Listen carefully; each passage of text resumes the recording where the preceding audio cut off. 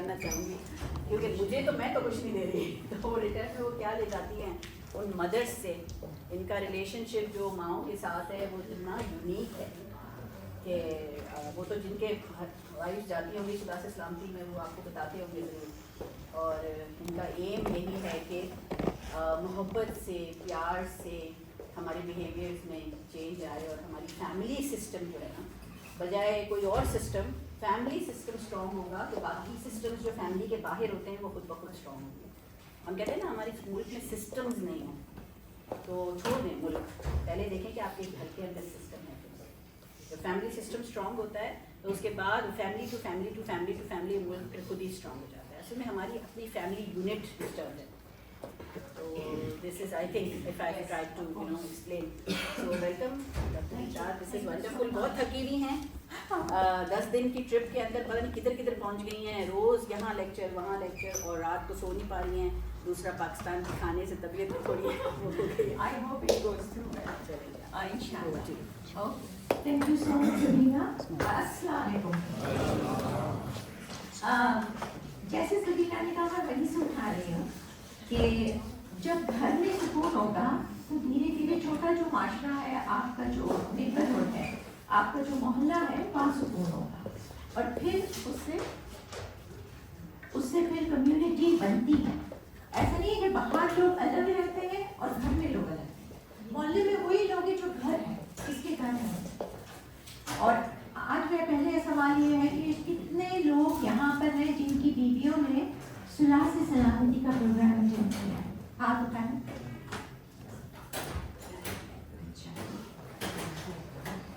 मुझे ज़्यादा खुशी ये हो रही है कि इसमें वो लोग हैं जिनकी बेगमात ने ये प्रोग्राम नहीं अटेंड किया। सो वो प्रोग्राम के हवाले से मैं चंद बातें आपको बताऊंगी, और इसके बाद हम बात करेंगे कि राब्ते से रिश्ते कैसे बनते हैं। सुलह से सलामती का प्रोग्राम हमने शुरू किया था, उसको 7-8 साल हो चुके हैं, और उसमें जो है एक बात बहुत इम्पोर्टेंट है कि हम एक दूसरे से बात कैसे करते हैं और अपने आप को कैसे समझते हैं। क्योंकि आप मुझसे अग्री करेंगे, इस बात से तस्लीम भी करेंगे, क्योंकि आप में से हर कोई अपने से बात करता है, रातों को करते हैं, मसाइल होते तो करते हैं। हम में से सब लोग अपने से बहुत बातें करते हैं जो हम किसी को नहीं बताते। हम समझते इसको परेशानी हो जाएगी, या ऐसी बात है जो हमें किसी को नहीं बतानी है, ये मसला ऐसा है। और या हमारे सेल्फ एस्टीम के इश्यूज हो सकते हैं, हमारे अपने इश्यू हो सकते हैं कि मैंने ऐसा गलत कर दिया। तो ये जो गुफ्तगू हम अपने आप से करते हैं, ये तज़ाद वाली है, क्योंकि इसमें हमारे वैल्यू सिस्टम क्लियर नहीं है, हमारे अपने इक़्तिदार, अपने आप को चलाने के लिए क्लियर नहीं है। इस हवाले से हमें तज़ाद अक्सर महसूस होता है। जब हमें पता हो कि भाई मुझे तो सच बोलना, मुझे जो है वो बच्चों के साथ नरमी से बात करनी है, चाहे मेरा बाप, मेरी माँ, जिस माहौल से मैं बड़ी हुई वहाँ ऐसा नहीं था, मगर मुझे करना है। मैं आज से कोशिश करूँगा या करूँगी कि मुझे वो स्क्रिप्ट जो मेरे माँ बाप का था वो मेरा नहीं होगा। ये बड़ी मेहनत का काम है, अपने अंदर एक शफाफ आईना बनाना और फिर अपने आप को उसमें देखना। तो पहली बात होती है इक़्तिदार की, कि मेरे इक़्तिदार क्या है। इसकी मैंने आपको मिसाल दी, नरमी, घर में राब्ते की कोशिश। हमारी सकाफत ऐसी है कि उसमें हमें चुप करने को कहा जाता है। तो हम शुरू हो जाते हैं, बच्चा बातें कर रहा है, घर में थोड़ा सा शोर भी हो रहा है, चुप हो जाओ, इनको चुप कराओ, इनको जल्दी से चुप कराओ। ये चुप कराना और चुप कराना, और फिर हम कहते हैं बच्चे दूर हो गए। तो दूर तो होने हैं, आप अपने बचपन की तरफ जाइए, वहाँ पर भी ऐसे ही था। और आप अपने अब्बू और अम्मी से, ये अक्सर सवाल किया जाता है कि आप किसके करीब हैं, अब्बू से कि अम्मी से। आप में से बहुत सारे लोग, मैं तो अपनी अम्मी की करीब बहुत थी, क्योंकि अब्बा जो थे मेरे रो पाए थे, तो मैं कम बात करती थी उससे, कम उसको एक्सप्रेस करती थी। लेकिन क्या हमें भी करना ज़रूरी है? घर में जो माहौल हमने देखा वो ज़रूरी नहीं है। नस्ल दर नस्ल चलना चाहिए। उसमें से कुछ हीरे मोती ले लें जो माँ बाप के थे, मसलन फैसला करने की सलाहियत। आप में से बहुत सारे खानदानों में ऐसा होता है कि आप बड़े बुजुर्ग को देखते हैं, उनको गुस्सा ही नहीं आता, और जब उनसे आप बात करते हैं कि मसला हो गया है तो वो आपसे कहते हैं बैठो। आप कहते हैं बैठो, टाइम नहीं है। ये जो क्वालिटी है ये वहाँ से लेने की है। लेकिन अगर कोई गाली गलौज कर रहा है, कोई चीख रहा है, तो आपने वो क्वालिटी नहीं लेनी, चाहे वो हमारे अपने माँ बाप के लिए हैं। तो आज का जो हमारा टॉपिक है ना, वो है राब्ते से रिश्ते। तो मैं शुरू करती हूँ कि role of a father in building a strong family through communication. Slides English में है मगर मैं उर्दू में बात करूँगी। अगर आप कहें तो मैं इंग्लिश में बात करूँ, उर्दू या इंग्लिश आपकी चॉइस है। मेरी उर्दू अच्छी है वैसे, आप मुझे बताइएगा तो मैं सेशन खत्म करूँ, नंबर आप मुझे देंगे। अच्छा, अब आज पहली चीज़ ये है कि मैं आपसे सवाल करूँगी कि आपकी ख्वाहिश क्या है एज फादर्स, आपकी क्या ख्वाहिश है। किसी को तो बहादुर होना होगा, जवाब हर जवाब सही होगा। कौन हाथ उठा के बताएगा एज अ फादर आपकी क्या ख्वाहिश है। यस जी। हमारे बच्चे सक्सेसफुली अपने कारोबार में और फैमिली लाइफ मुकम्मल कर लेते हैं, बड़ी जिंदगी में। तमाम बच्चे बिजनेस में, अपने काम में सक्सेसफुल और अपनी फैमिली लाइफ में मैं उनको पुरसुकून देखूं, ये इनकी ख्वाहिश है। और कितने पेरेंट्स हैं और कितने फादर। यस जी। जो जिंदगी हमने से आगे लाइफ जो जिंदगी हमने जी उससे बेहतर लाइफ गुजारी। Very good. यस। मेरी बात ये है कि बच्चों के जो हमारे बच्चे हैं फ्यूचर में, उनकी तरबियत ऐसी हो कि वो माशरे को बदल दें। बहुत खूब कि मेरे बच्चे ऐसे हों जो सिर्फ मेरे घर में तब्दीली नहीं लाए, बल्कि बाहर जाके इस माशरे की तब्दीली करें। Yes sir. सबसे बड़ी बात ये कि इंसान बनना जरूरी है। हाँ, वो बड़ा हमारे लिए टिपिकल केस है।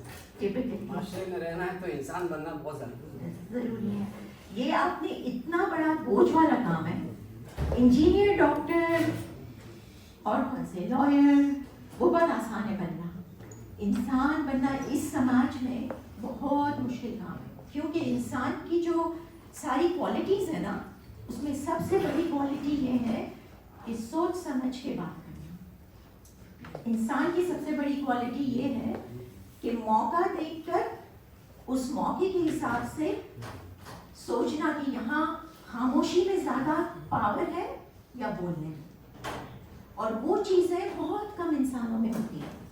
तजाद हो किसी भी किस्म का, घर में बाहर, वो फादर्स देखें कि इस तजाद में ये बच्चे जो हैं पिस रहे हैं, मैं पिस रहा हूँ, बीवी पिस रही है, किस तरीके से मैं कोशिश करूँ कि इस घर में से इस तजाद को दूर करूँ मैं। और ये सारी बातें जो है ना, आज हम थोड़ी थोड़ी समझेंगे, क्योंकि हमारे पास इतना वक्त तो है नहीं। और जो मैं क्लासेस लेती हूँ जुलासी सलामती की, वो 4-5 महीने पर होती है, और उस क्लासेस में हम धीरे धीरे मदर्स को बताते हैं। आप यकीन करें, सबीना को तो पता ही है, लेकिन ऐसी बहुत सारी माएँ अपने शौहर से भी डिस्कस करती हैं, लेकिन इनकी बच्चों के साथ रिलेशनशिप बहुत बहुत अच्छी हो गई है।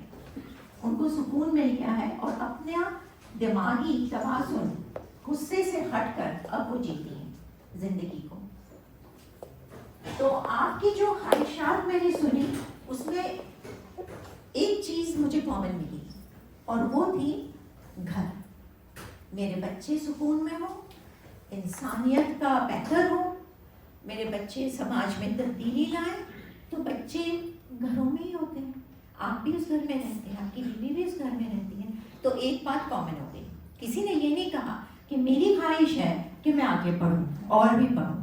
ये भी बहुत अच्छी ख्वाहिश है, साथ साथ कर सकते हैं आप, लेकिन जो बात आपने कही उसमें घर शामिल है। और घर जो है उसको कैसे पुरसुकून रखा जा सकता है। अच्छा,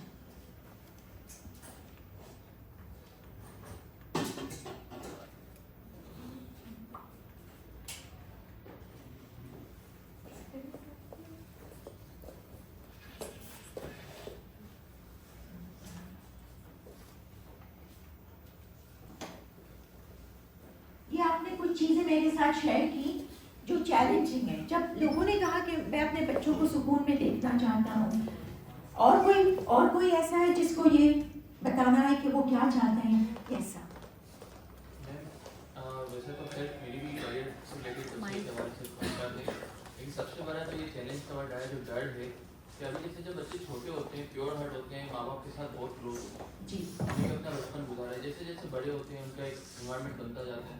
तो ये मेरी ख्वाहिश है और ये बस मुझे डर है कि ये अल्लाह ना करे ऐसा हो, मैं इसके लिए जो भी एफर्ट है वो करूँ कि जब वो बड़ा हो तो इतना ही क्लोज हो अपने पेरेंट्स के साथ, मेरे साथ जितना वो अभी है। तो ये एक चैलेंज है और ये ख्वाहिश है कि वो जैसे जैसे बढ़ते हैं वो हमसे इतनी क्लोज रहें और लाइक फ्रेंड्स हम उनके साथ चलें और वो मोहब्बत, वो क्लोजनेस उसी तरीके से। बहुत खूबसूरत बात कही है आपने। और आप यकीन कीजिए कि आज का जो हम पावर पॉइंट ये जो प्रेजेंटेशन कर रहे हैं उसमें यही कुछ नुकात हम बात करेंगे, लेकिन उससे कहीं ज़्यादा मैं आपको एक मिसाल दूंगी कि जब एक बच्चा किंडरगार्टन में एंटर होता है, फिर first grade, second grade, third grade, ये सब ग्रेड्स पास करके वो मैट्रिक तक पहुंचता है।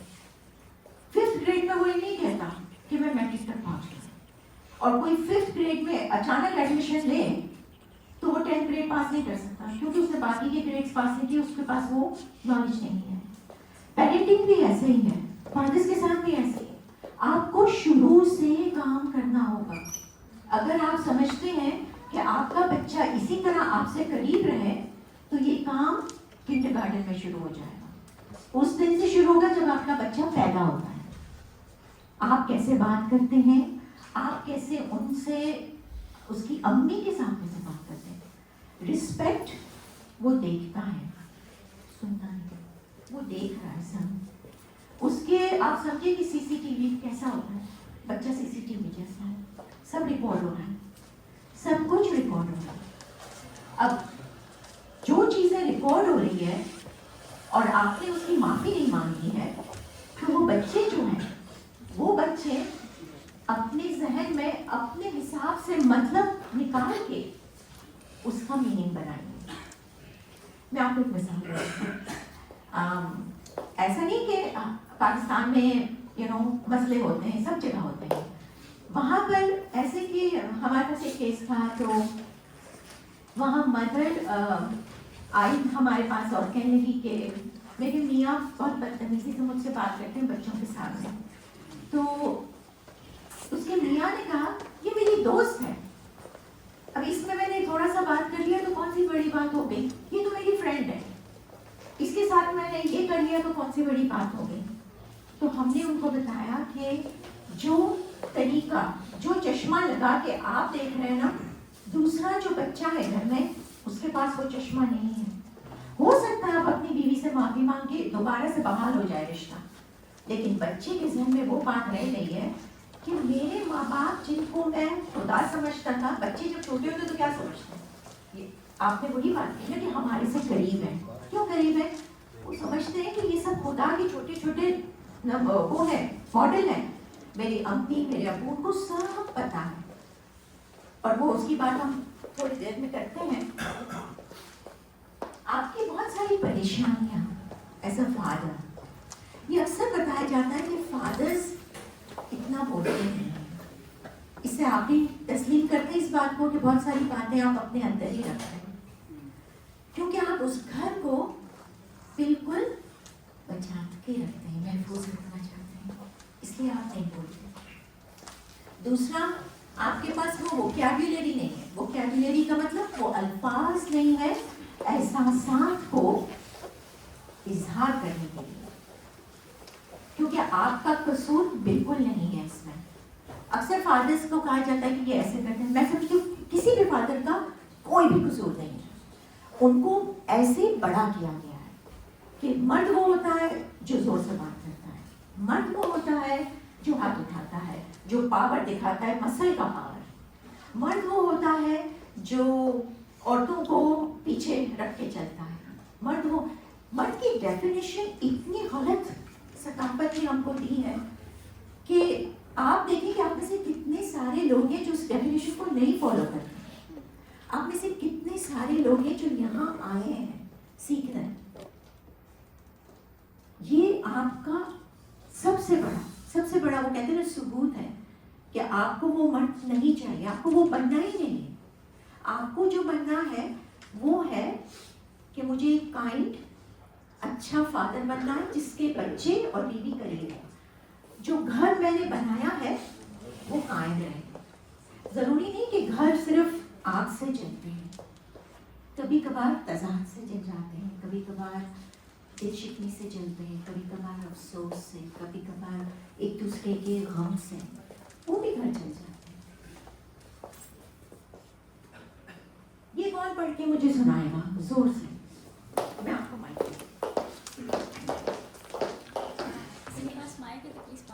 अजीज तर मुझे रखता है वो रगे जान से, अजीज तर मुझे रखता है वो रगे जान से, ये बात सच है मेरा बाप कहीं नहीं माँ से। ऐसे कितने लोगों को बनना है? आप में से कितने लोग चाहते हैं ऐसा? लेकिन मैं एक बात बताऊं, आप हाथ नहीं भी उठाते तो मैं और सबीना यही समझते हैं, समिया भी इधर है, हम लोग सब यही समझते हैं कि ये आप कह रहे हैं। आपकी जो हाजिरी है ना वो इस बात का सबूत है। तो मैं समझती हूँ कि हमने ये काम करना है। वो कहते हैं ना माँ तो माँ होती है। आज से 5-10 साल बाद कहे माँ बाप ऐसे ही हैं, दोनों इक्वल हैं, दोनों ऐसी ममता देते हैं। आपको खुदा ने सारी ताकतें दी है, सब छुपी हुई है। तो सकाफत जो है ना आपको सिखाती है ऐसे नहीं करना, वैसे नहीं करना। तो या तो आप उनकी सुन लें और या आप जैसे इन्होंने कहा इंसानियत बनने के गुण सीख लें। तो जैसे मैंने कहा कि आज का टॉपिक है हमारा राब्ते से रिश्ते बनते हैं। और फादिस का अक्सर ये होता है कि मैं किस किस को बताऊं अपना दुख। मुझे भी अच्छा लगता है कि मैं भी गुफ्तगू करूं, और मुझे नहीं पता मैं कैसे करूं। मुझे भी जब खाने पर बैठते हैं तो मेरा भी दिल चाहता है कि मैं भी बच्चों से बात करूं, मगर मैं कैसे बात करूं मुझे नहीं पता। ये सवाल मैं यहाँ के लिए कह रही हूँ, लेकिन जब मैं अमेरिका में रेडियो शो करती थी ना तो फादर्स के कॉल आते थे, कहते थे बीबी हमको बात करनी है लेकिन मुझे नहीं पता मैं कैसे बात करूँ। मेरी बेगम तो सारा दिन बच्चों के साथ होती है, तो वो बात करती है, तो जब मैं खाने की मेज पर बैठता हूँ तो मुझे ऐसा लगता है मैं कोई अजनबी हूँ, बच्चे मुझसे इतनी बात नहीं करते हैं। तो आज हम कोशिश करेंगे कि कुछ सीखें। उसके लिए आपको बहुत मेहनत करनी पड़ेगी, आपकी तरफ से एफर्ट होगी, तब जाके वो रिश्ते जो इवन बच्चे अगर बड़े हो गए हैं तो आप उसको बहाल कर पाएंगे। सो हम क्यों नहीं एक दूसरे से कम्युनिकेट कर सकते हैं? क्योंकि अक्सर हम अपनी फैमिली का स्क्रिप्ट फॉलो करते हैं। हमारी जो फैमिली है ना, मेरी अम्मी ऐसे करती थी, मेरे अब्बू ऐसे करते थे। हमारी सकाफत में ऐसा नहीं है क्योंकि कोई मुझे मर्द नहीं समझेगा। चाचा, मेरा मामू, मेरा ससुर, वो ये समझेगा कि मैं कमजोर हूँ। आज मैं जो आपको कुछ चीजें बताऊंगी ना, वो याद रहे, उन्हीं के हवाले से बताऊंगी जिन्होंने कहा कि इंसान बने मेरे बच्चे। सबसे बड़ा काम है उसकी इंसानियत का, और इंसानियत में कहीं भी जबर का जिक्र नहीं है, कहीं भी फोर्स का जिक्र नहीं है, कहीं भी ऐसी बात नहीं है कि किसी को नीचा दिखा के वो ऊंचा हो जाएगा। तो आज हम वो क्वालिटीज डिस्कस करेंगे जो हमारे रसूल सल्लल्लाहु अलैहि वसल्लम की सीरत में थी, लेकिन आज के ज़माने में बिल्कुल 100% वो प्रैक्टिस की जा सकती है। मीडिया का बहुत बड़ा दखल है, जो ड्रामे आते हैं, जो चीज़ें आती हैं, बहुत कुछ हम मीडिया से सीखते हैं, और आधा से ज़्यादा उसमें सारा ट्रैश होता है। मारना, चिल्लाकर बात करना, औरतों पर जबर करना, ये सब चीज़ें अच्छी नहीं होती हैं। जो चीज़ें हम अपनी बेटी के लिए नहीं चाहते ना, वो हम अपनी बीवी के लिए भी ना चाहते। कि ऐसी अगर कोई दूसरा ऐसे करता तो मेरी बेटी का क्या हाल होता, तो वो भी किसी की बेटी है। मैंने पहले जिक्र किया कि जब हम किसी से बात करते हैं, इससे पहले हमको सीखना होगा कि हम अपने से कैसे बात करते हैं, हमारे अंदर के तजाद क्या है, किस तरह से हम अपने तजादों को क्लियर करें। कि अगर मैं कुछ मामले में अपने बच्चों से मेरी कम्युनिकेशन नहीं है, तो आज के बाद, इस लम्हे के बाद मैं क्या कर सकता हूँ, ये क्लैरिटी होगी। क्यों क्लैरिटी हुई? कि मैं क्या कर सकता हूँ, इक़दार की तरफ ले जाता है।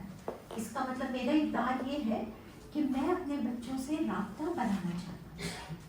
वो राब्ता जो है वो मेरे रिश्ते को आगे जाकर मजबूत करेगा। अब आजकल बच्चों का राब्ता किससे सबसे ज्यादा है?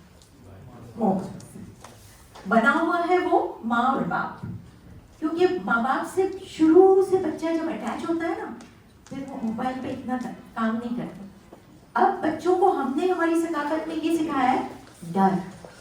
बाप घर में घुसा, एक सनसनीखेज माहौल हो जाना चाहिए, सब डर जाए, अब्बू आ गए, सब कोने कोने भाग जाते हैं, इधर उधर उधर उधर, अम्मी भी भाग जाती है। तो ये माहौल से हमको दूर रहना, हमें वो माहौल बनाना है जहाँ अब्बू आए तो सब खुशी के मारे दरवाजे की तरफ दौड़ें और बैठ के बात करें कि अभी हम खाना खाएंगे तो मैं अब्बू से अपना ये मसला डिस्कस करूंगी या करूंगा।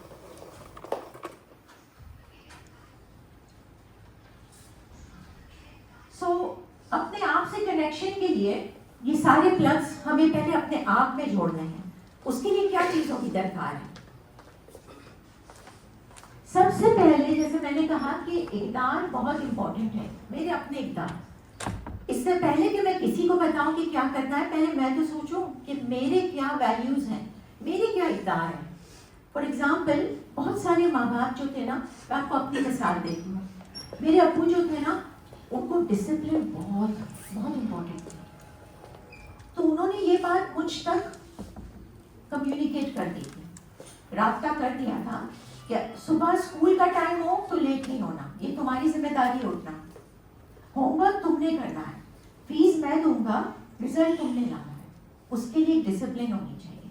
तो वो मुझ तक कम्युनिकेट हो गया था। इसी तरह से एक और थी बात कि अबू अक्सर कहते थे कि ज़्यादा कैंडी मत खाओ, तुम दांत खराब हो जाएंगे तुम्हारे। तो ये उनके इक़दार थे कि अच्छी सेहत से ये बच्ची आगे स्कूल में काम करेगी। तो एक अच्छा घर वो होता है जहाँ राब्ते रोजमर्रा के बेसिस पे हो। ऐसे नहीं, आज बहुत बच्चों से बात करी, एक हफ्ता हुआ है, तो रोज के राब्ते।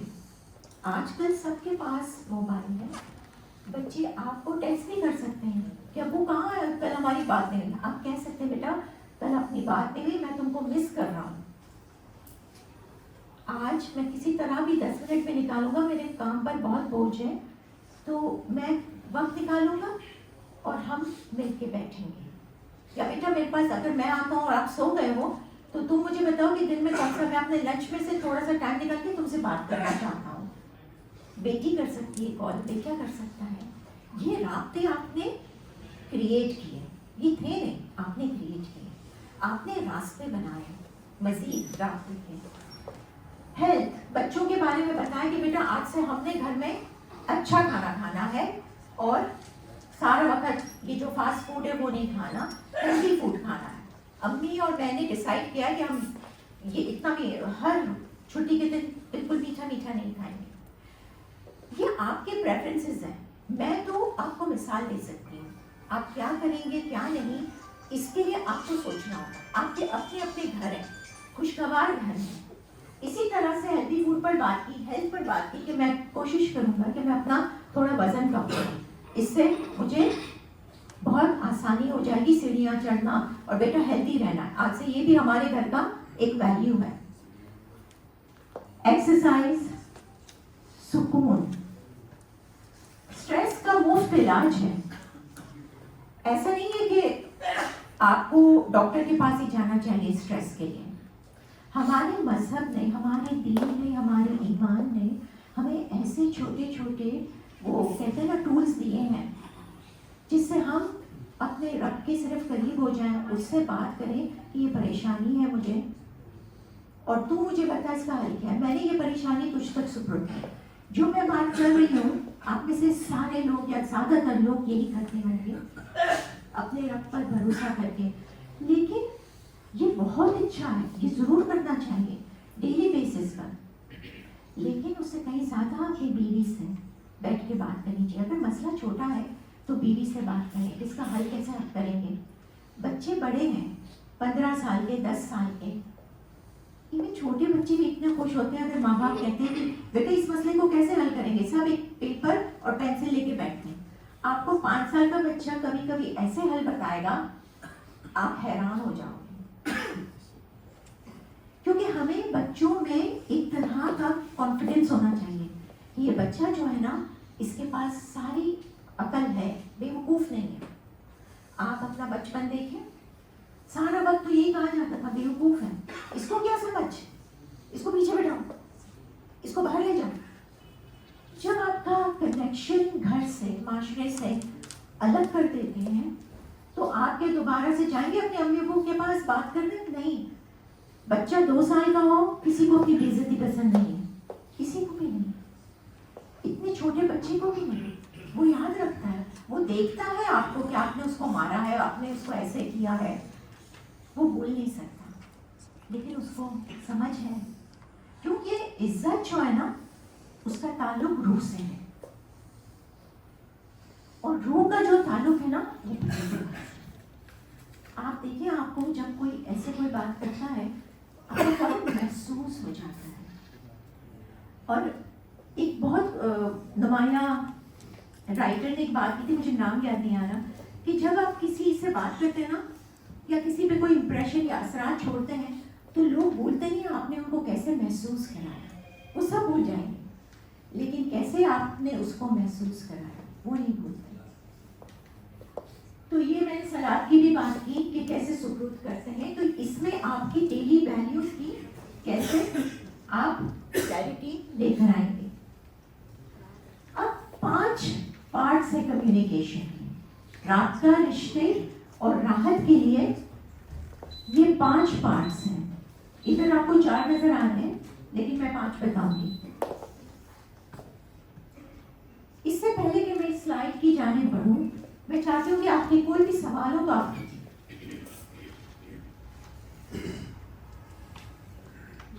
कोई सवाल जो अब तक हमने पढ़ा है? यस, एक सेकंड मैं माइक देती हूँ।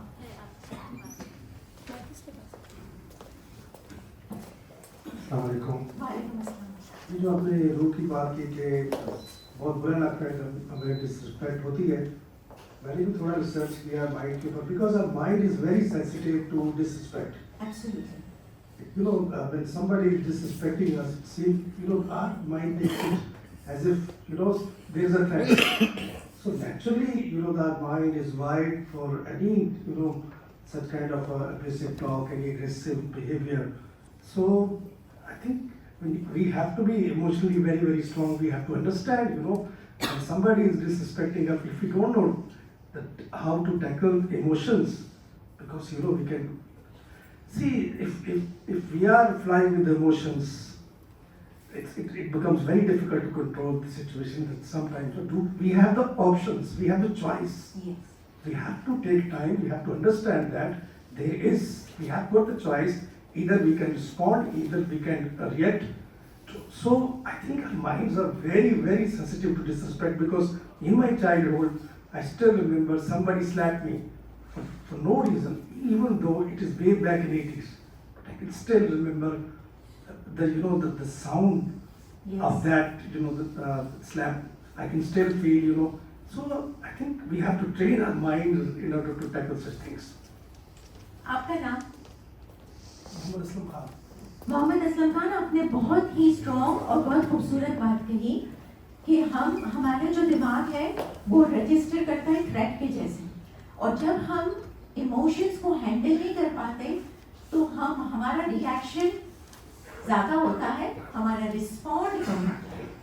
रिस्पॉन्ड सोच समझ के होता है, रिएक्शन इमोशंस के बेसिस पे होता है, और जब तक हम अपने इमोशंस पर काबू नहीं पा सकते, हम उसको रिस्पॉन्ड नहीं कर सकते। लेकिन बच्चे, आप सोचिए इतने बेबस होते हैं, और जैसे इनको याद रह गया है कि किसी ने उनको मारा था, इस तरह इस कमरे में हर कोई को एक बात याद होगी जो इनके साथ डिसरिस्पेक्टफुली हुई है, क्योंकि ये फैक्ट है।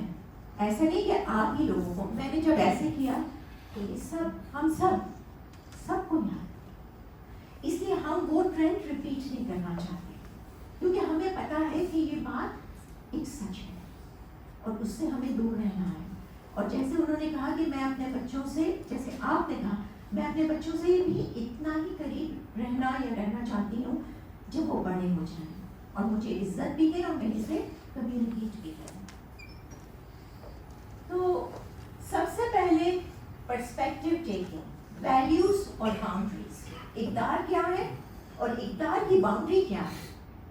मसलन अगर मैं सबसे कहूँ कि मुझे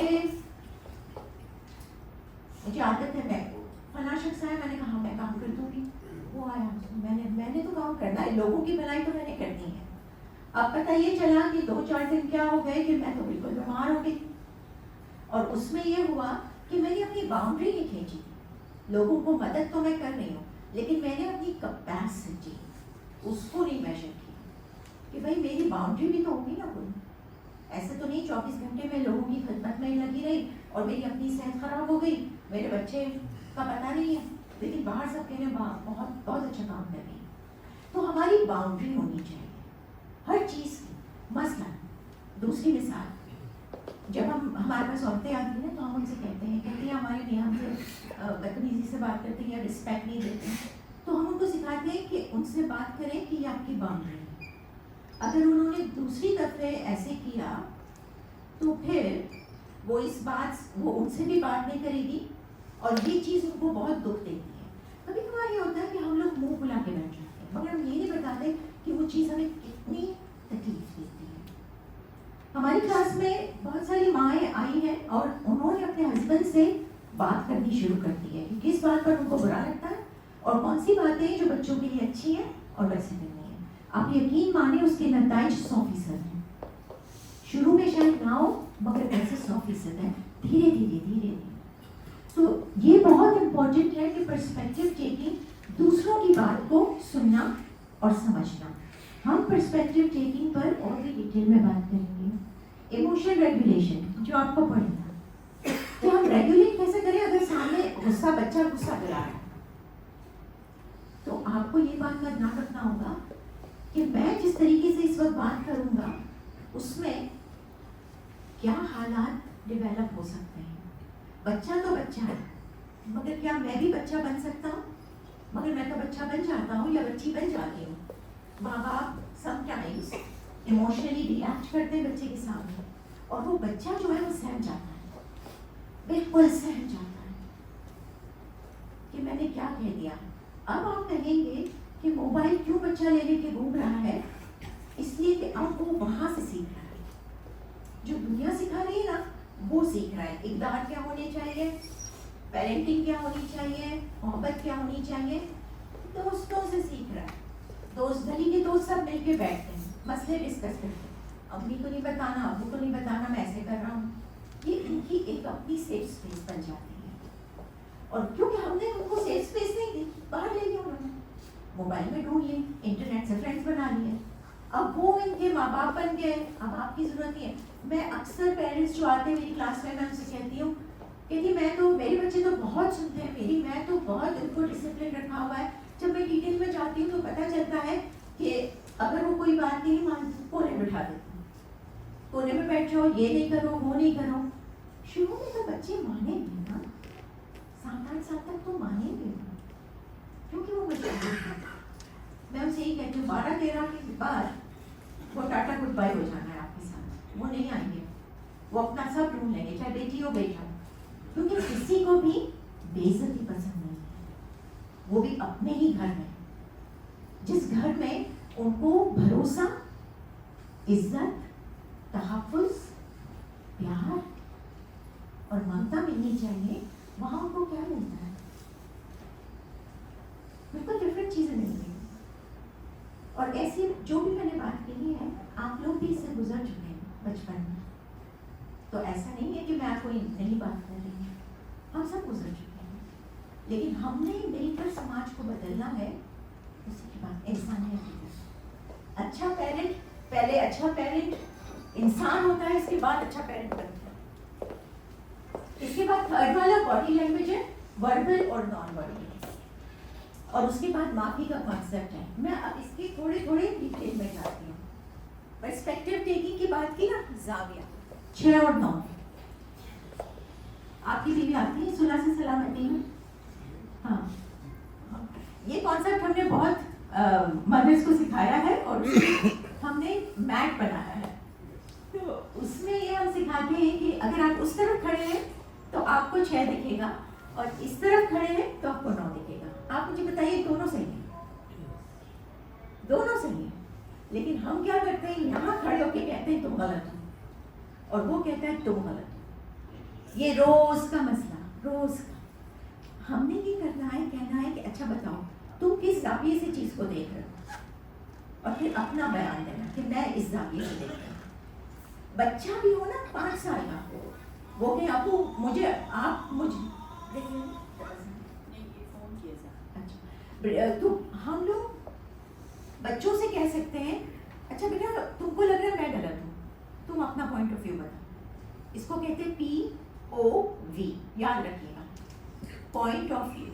बेटा आप अपना पॉइंट ऑफ व्यू बताओ, मैं अपना पॉइंट ऑफ व्यू बताऊंगा।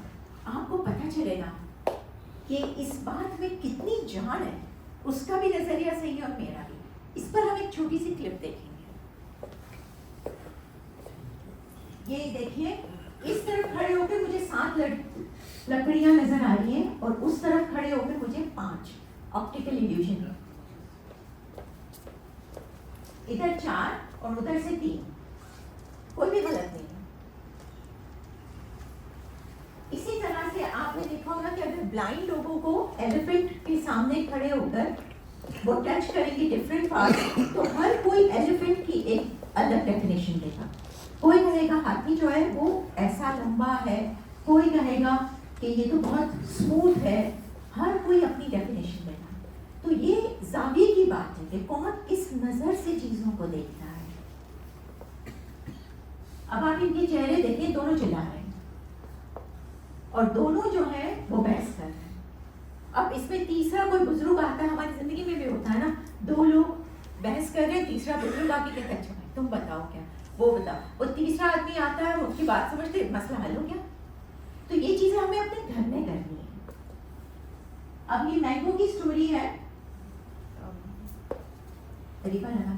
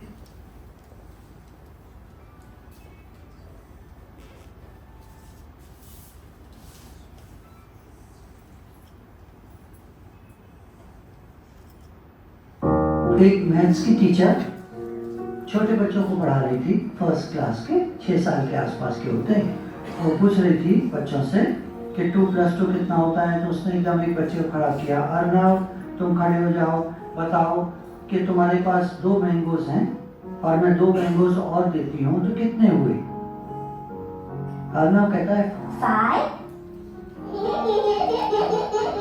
टीचर चौंक जाती है, 2 + 2 4 कब से पढ़ा रही हूँ, ये आज 5 कैसे बोल रहा है। तो टीचर कहती है अर्नव तुम समझे नहीं, मैंने तुमसे ये पूछा कि अगर तुम्हारे पास 2 मैंगोज हैं और मैं 2 मैंगोज और देती हूँ तो तुम्हारे पास कितने हो गए। तो अर्नव कहता है 5। टीचर थोड़ा परेशान हो जाती है, ये क्या बात हुई। तो उसको एकदम ध्यान आता है कि अर्नव की मम्मी कह रही थी कि अर्नव को आम बहुत पसंद है, एक बात।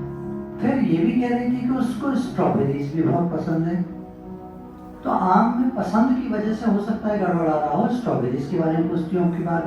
तो वो कहती है टीचर अच्छा सुनो, दूसरा सवाल मैं तुमको 2 स्ट्रॉबेरीज देती हूँ, ठीक है? अच्छा, फिर 2 और देती हूँ। अब तुम्हारे पास कितनी स्ट्रॉबेरीज हुई? अर्नब कहता है 4। टीचर कहती क्या कमाल है यार, स्ट्रॉबेरीज तो सही बता रहा है, मैंगोज में क्या प्रॉब्लम है? तो टीचर कहती है ये तो तुमने बिल्कुल सही जवाब दिया, लेकिन मुझे एक बात बताओ, 2 आम दिए, 2 आम और दिए, अब तुम्हारे पास कितने हुए? अर्नब कहता है 5। The teacher was now annoyed, परेशान हो गई। ऐसा कैसे हो सकता है कि 2 और 2 स्ट्रॉबेरी 4 होती हैं और 2 और 2 मैंगो 5 होते हैं? अर्नब कहता है मैम, मेरे बैग में एक्चुअली एक मैंगो रखा हुआ है, तो जब आप मैंगो बोल रही हो तो आप 2 देती हो, फिर 2 देती हो, तो 5 हो जाते ना मेरे पास। स्ट्रॉबेरी आप पूछ रही हो, स्ट्रॉबेरी नहीं है मेरे पास, तो आप 2 देती हो, फिर आप 2 देती हो, तो 4 हो जाती है ना। तो क्या अर्नब गलत था जब उसने 5 बोला? सही था। मॉरल क्या है स्टोरी का? सच्चाई क्या है वो एक अलग चीज है, पर एक प्रैक्टिकल और टेक्निकल चीज होती है। प्रैक्टिकल ये है कि अर्नब के पास मैंगोज 2 और 2 देने के बाद 5 हुए। टेक्निकल क्या है? 2 और 2 मैंगोज 4 होते हैं, पर फर्क आ रहा है ना दोनों में फर्क आ रहा है। क्यों फर्क आ रहा है? क्योंकि वहां पर एक कॉन्फ्लिक्ट है, एक विवाद है जो टीचर को नहीं मालूम है। अर्नब का दृष्टिकोण डिफरेंट है, टीचर का दृष्टिकोण डिफरेंट है। टीचर अपनी पढ़ाई पढ़ा रही है, अर्नब उसको प्रैक्टिकली ले रहा है। The teacher was technically right. Technical rightness means to see the obvious, what is being seen. The teacher sees what is being seen. उसको क्या दिख रहा है? जो दिख रहा है। To see the visible. And Arnav was practically right. Practical rightness means to see beyond the obvious. सच्चाई के परे, जो सच्चाई टीचर बताना चाह रही है उसके परे एक और सच्चाई है। Practical rightness.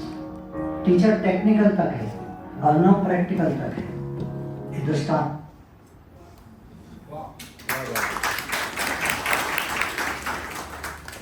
मैंने सोचा इतनी सिंपल स्टोरी है, हम सबकी समझ में आ जाए।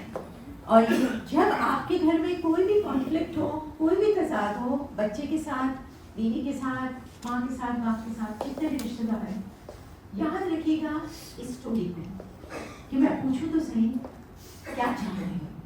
बार दफा बच्चे कुछ बात ऐसी कहना चाहते हैं जो हम लोग समझ नहीं पाते। मैं स्कूल में पढ़ाती थी पहले, और छोटे बच्चे होते थे और फिर दूसरी टीचर्स होती थी, तो बच्चे जो है वो कभी कभार हमारे पास आते थे, जो दूसरी हमारे जैसी साथ टीचर्स होती थी जो थोड़ी सी पेशेंट होती थी, तो वो कहते थे कि हमें ये टीचर समझ नहीं पा रही है, हमारी बात को नहीं समझ पा रही है।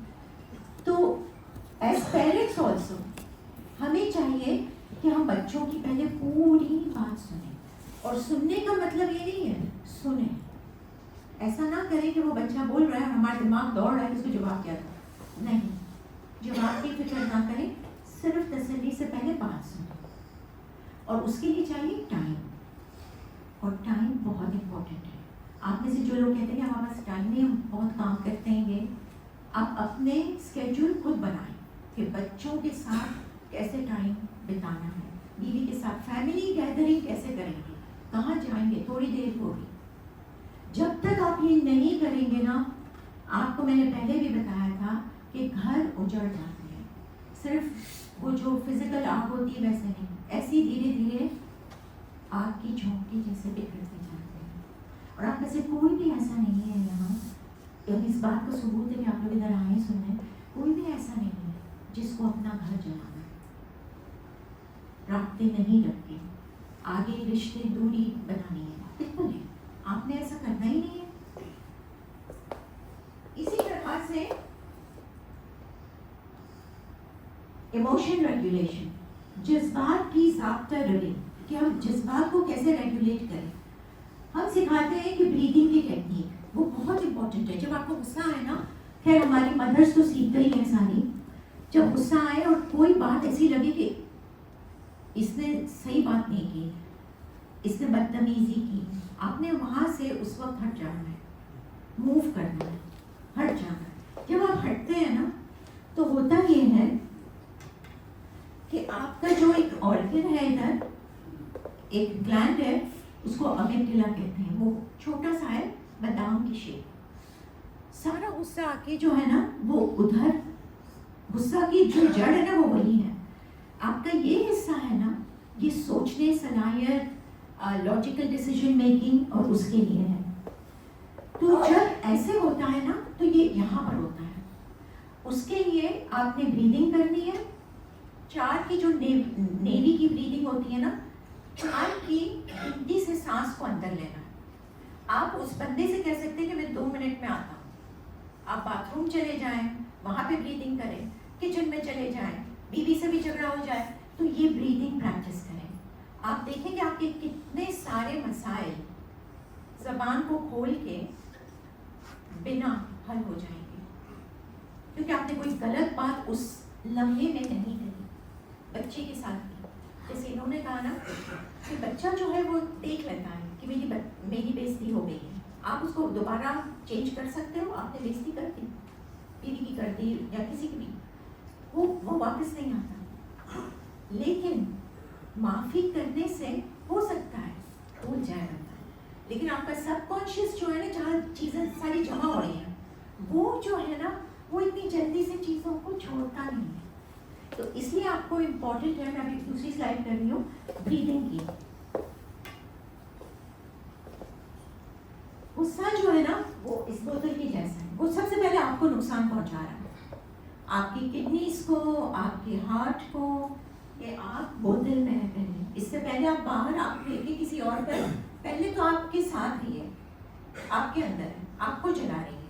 तो इस इमेज को याद रखें जब गुस्सा आए।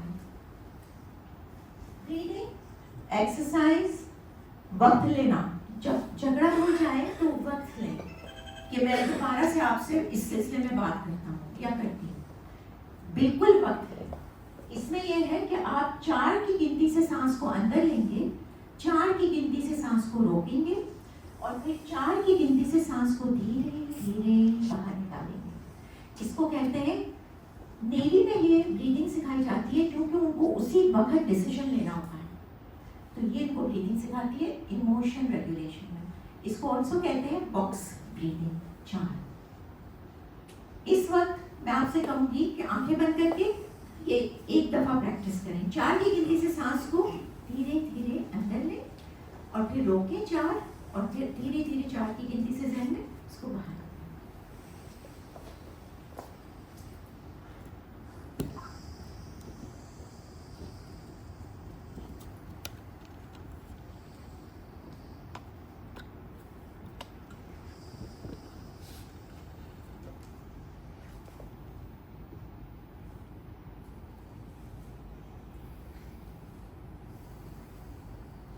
Thank you.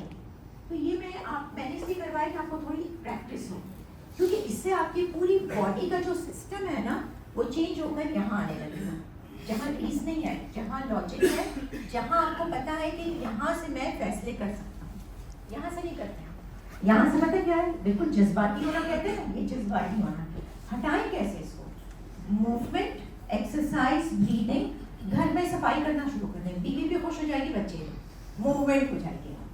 इसके साथ साथ किचन में बर्तन पड़े, थोड़े बर्तन धोएं। तो ये छोटी छोटी चीजें आप कर सकते हैं, क्योंकि सब चीजें मूवमेंट की तरफ ले जाती हैं। ठंडा पानी पी लें, सर पे ठंडा पानी डाल लें, और घर में झाड़ू, बर्तन, anything that you can do to move. हम जब ये बात अमेरिका में करते हैं ना तो वहाँ सारे मर्द ही कर रहे होते हैं, तो उनको हंसी थोड़ी नहीं आती है, तो कहते हैं हाँ ये तो हम कर ही रहे हैं, तो हम इस तरह से कर लेंगे अब। तो ये बातें जो है ना ये बहुत इम्पोर्टेंट है। ये आपकी जिंदगी में बहुत सुकून लेकर आएगी, ना सिर्फ आपकी जिंदगी में बल्कि दूसरों की जिंदगी में। अब बॉडी लैंग्वेज पे हम बात कर रहे हैं। अच्छा, आप मुझे बताइए, आपको काफी पार्टिसिपेट करना होगा। आप मुझे बताइए कि कितनी दफा आप जब लोगों से बात करते हैं तो आपको पता चल जाता है कि ये आदमी सही नहीं है? हाथ उठा के बताइए। यस जी, उसके हाँ जी। मतलब कि उसको इमेज कर लेता हूँ, जब बात करता हूँ उस बंदे से तो मुझे ऐसे अंदर से फील हो जाता है कि वो बंदा सही नहीं है। कैसे उसके कैसे पता चलता है? बॉडी लैंग्वेज से, उसके बातों से, उसके रवैये से, बहुत सारी चीज़ें हैं इंसान के अंदर उसको शो करती हैं। अच्छा, ये एक एनर्जी सेंस है ना, आपको दिखेगा वो बिल्कुल सही खड़ा हुआ है, लेकिन एक खुदा ने रास्ते रखा है खामोशी तरह, जिस्म की इनसिंसियरिटी तरह, आपको पता चल जाता है सच्चा नहीं है ये बंदा। आपने क्या बताया sir? Eye contact. Eye contact, वो आदमी बात आपसे कर रहा है लेकिन इधर उधर हेरा फेरी, इधर नजर उधर नजर उधर नजर, आपको पता चल जाता है वो सिंसियर नहीं है। और कौन? यस, फेस इंप्रेशन से पता चल जाता है। फेस इंप्रेशन से, बिल्कुल फेस इंप्रेशन से भी पता चल जाता है। एक अंदर की चीज है, कोई एनर्जी है या क्या है, हाँ, जो नजर नहीं आती, लेकिन अंदर सॉरी हमें फील होता है जैसे एक नेगेटिव एनर्जी आ रही है इसके पास। बिल्कुल, मैंने कहा ना खामोशी से खुदा के रास्ते हैं ये खामोश रास्ते हैं जो इंसान को समझ देते हैं। उन्होंने कहा अंदर से पता चल जाता है ये अंदर क्या है। ऐसा थोड़ी कंप्यूटर लगे हुए सबके या CCTV लगे हुए कि वो स्कैन कर रही है, इमेज से नहीं, ये अंदर सोल की ताकत है, रूह की ताकत है। और समझ जाते हैं ये सारी चीजें जो है ना, ये दी हुई है हमको, सबके पास है, इस्तेमाल कुछ नहीं करते। और कौन बता रहा था? Body language. ये सर सबसे अहम बात ये कि ज़्यादातर चीज़ें जो है वो नॉन वर्बल होती हैं हाँ। कम्युनिकेशन में, इसको समझना पड़ेगा। It's a very very difficult thing to understand because चेहरे के ऊपर भी 40 मसल होते हैं, हाँ। More than 40 muscles on our face. आंखों से कुछ लोग कोशिश करते हैं कि चकमा दे दें, लेकिन इतना फोकस्ड ऑन फेस हाँ, कि face। 40 मसल जो है बहुत जो है वो सिंसियर होते हैं, सेंसिटिव होते हैं वो। Yeah। तो लेकिन ये कि हम सबको मास्टर करना पड़ेगा नॉन बॉडी लैंग्वेज को। I don't think we can succeed without understanding the communication. और जैसे रिसर्च भी बताती है कि 5% 7% वर्ड्स की वर्थ होती है, 37% जो होती है वो बेसिकली इंटोनेशन होती है, वॉइस का रिदम होता है। ज़्यादातर तो 55% it's non verbal communication. Very very important things people are saying without saying. Yes, we need to understand. Very very important कि जो कहे बिना बात कह दी जाती है। आपने सुनी होगी बहुत सारी बातें, गानों में भी बताया जाता है, बिना कहे आपने बता दिया कि आपको मुझसे प्यार है, या इस तरह की चीजें। Yes, reading between the lines. Reading between the lines, बिल्कुल। Yes sir. हम लोग गैस कर सकते हैं, लेकिन हम लोग 100% सही भी नहीं हो सकते। हम लोग तो गैस कर रहे हैं ना, उसको हम लोग उसकी बुनियाद में उसको झूठा तो करार नहीं करते हैं। मुझे इतना मजा आया आपने जो बात की ना, ऐसे ही कि एक फॉर है और एक अगेंस्ट का सेक्शन है, इतना मजा आ रहा है। इस तरह की जो डिबेट है ना कि हम 100% उसको ये भी नहीं कह सकते कि ये आदमी जो है वो गलत है, ये इनसिंसियरिटी शो कर रहा है। ये इम्पोर्टेंट पॉइंट है और इसमें हम इस तरह से चीज़ों को देख सकते हैं। मसलन किसी की तबीयत ठीक नहीं है और वो आपसे आंख नहीं मिला रहा है, उसके घर में बहुत मसले हो रहे हैं। हमेशा ऐसे नहीं होता, लेकिन 2 दफा से आप देख रहे हैं कि ये बंदा जो है ना, ये बात सही नहीं कर रहा, इधर उधर। आपने सोचा कि पैसे लेने का टाइम आया है मेरा, तो ये इधर आंखें फेर रहा है। आपने इस बात का कंक्लूजन निकाला।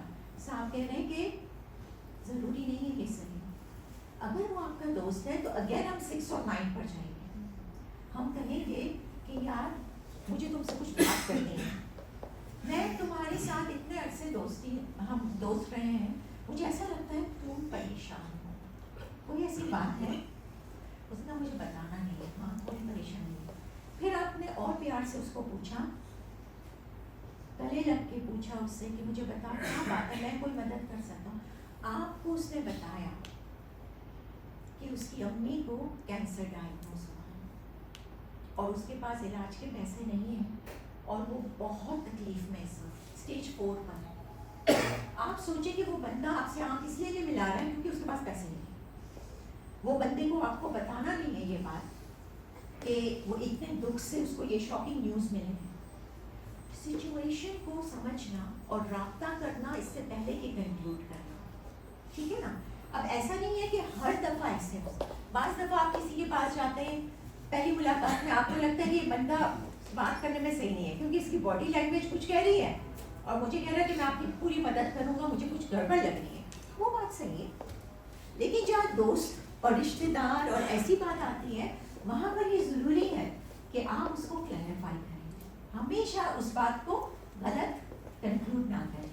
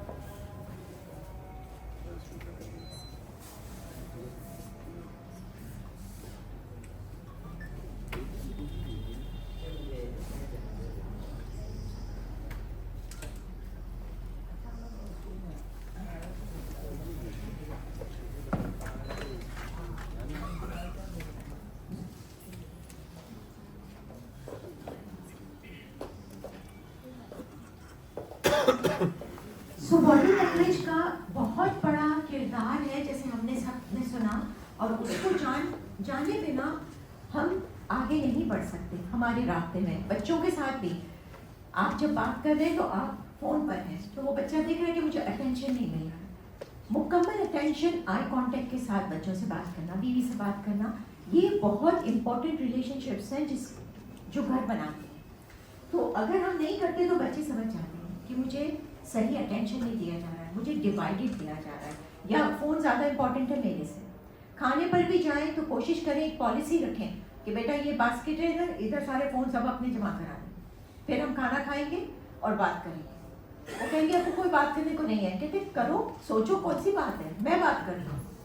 तो आप खुद इनिशिएशन लें, और इस इनिशिएटिव के साथ बच्चे देखेंगे कि अब्बू को बात करनी है।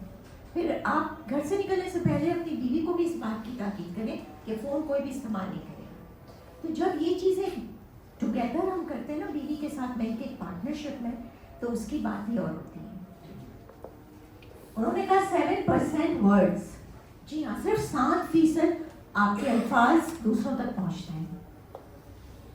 93% बॉडी लैंग्वेज है। आप कैसे खड़े हैं, आप कैसे देख रहे हैं, आप कैसे बात करते हैं, आपके टोन कैसा है, ये सारी चीजें नॉन वर्बल हैं।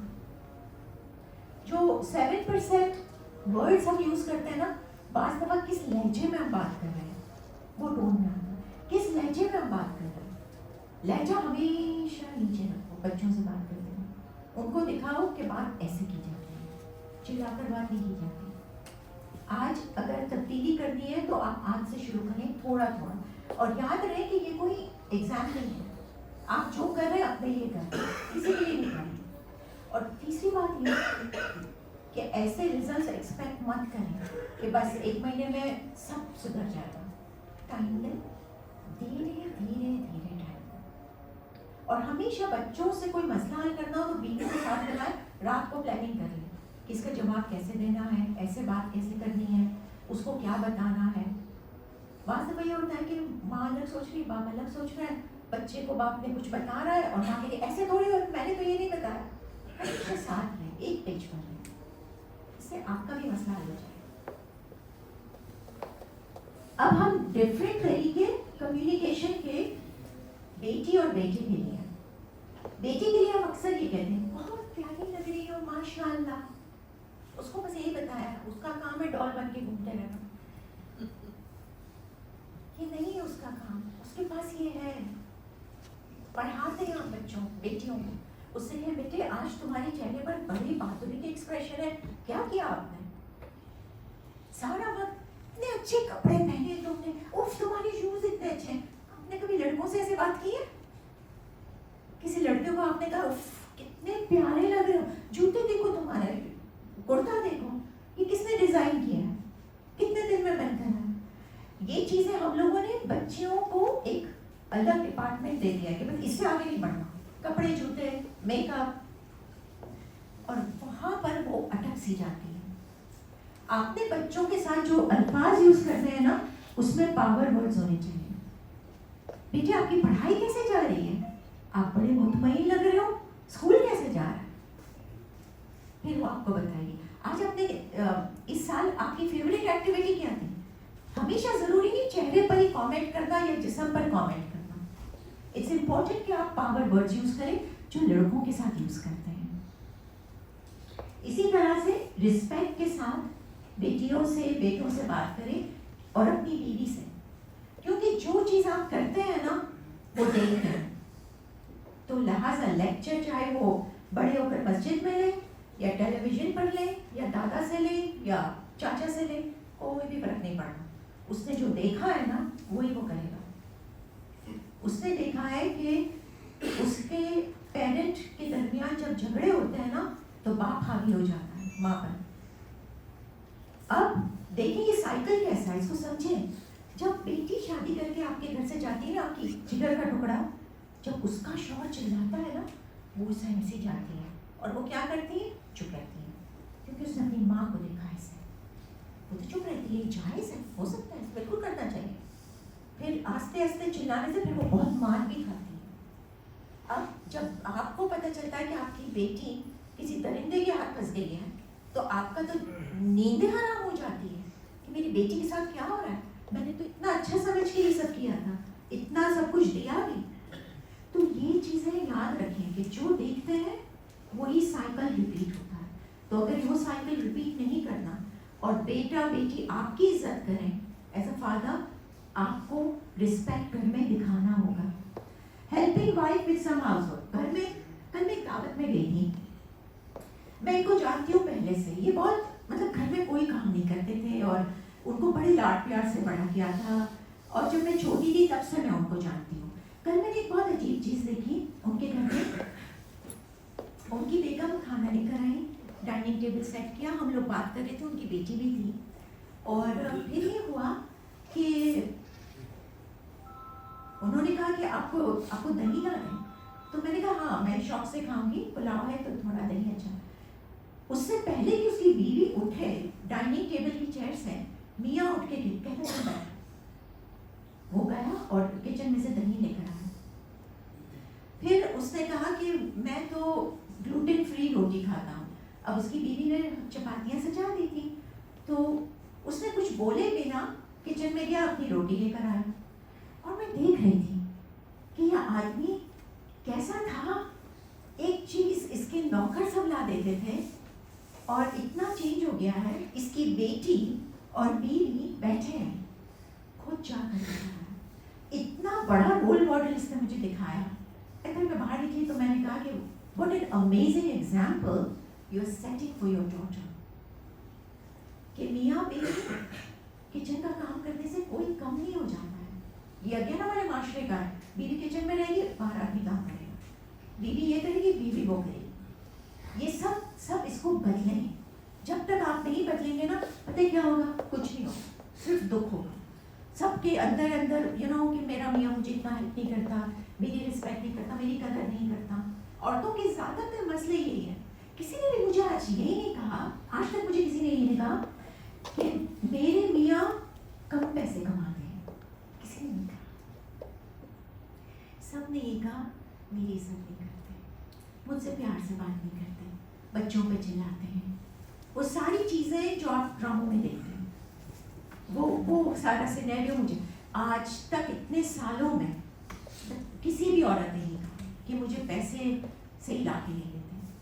मैं सब गुजारा कर लूँ मगर मुझे इज्जत चाहिए। और ये बात मैं आपसे क्लियरली कहती हूँ कि यहाँ पर भी और बाहर भी औरतें ही थी, तो किसी ने भी पैसे का जिक्र नहीं किया। अब ये थे रोल मॉडल चिल्ड्रन के लिए बनना। Daily habit to communicate by asking right open ended questions. जब आप बच्चों से ओपन एंडेड क्वेश्चन, आपको पता है ओपन एंडेड क्वेश्चंस क्या होते हैं? कौन बताएगा? किसी को पता है? ओपन एंडेड क्वेश्चंस वो होते हैं कि बेटा आज बताओ स्कूल में क्या एक्टिविटी की। ये ओपन एंडेड क्वेश्चन है। और अगर आपको हाँ या ना में जवाब चाहिए तो बेटा स्कूल में एक्टिविटी की, हाँ मैंने की, खत्म हुई बात। क्या एक्टिविटी की स्कूल में, बेटा कैसा महसूस कर रही हो, तुम ठीक हो? हाँ मैं ठीक हूँ। तो जब आप क्लोज एंडेड सवाल करते हैं तो आपको हाँ और ना कुछ मतलब रास्ता नहीं है ये। जब आपको क्वेश्चंस पूछने हो तो पूछे वाई, बेटा ये कैसे करते हैं मुझे भी सिखाओ। ढूंढे तरीके जहाँ बच्चे आपको ज्यादा डेटा दें, इंफॉर्मेशन दें। बेटा आपने साइकिल वहां रखी है, आज आके बहुत अच्छी आदत है, आपके जहन में कैसे आया? कहीं अबू कल अम्मी ने कहा था कि घर गंदा हो जाता है और सफाई हमारे घर की एक दान है, अम्मी ने ही कहा था, तो मैं आज वहां जाकर रखा है। देखा आपने डेटा कहाँ जाके अटकता है? वैल्यूज पर। आपने देखा कि बच्चे को जो पूछा जाता है डिटेल में कि क्यों रखा, बहुत अच्छा कि साइकिल वहां रख दी तुमने, इसमें आपने क्या कंट्रीब्यूट किया? आपने तो कुछ नहीं कहा।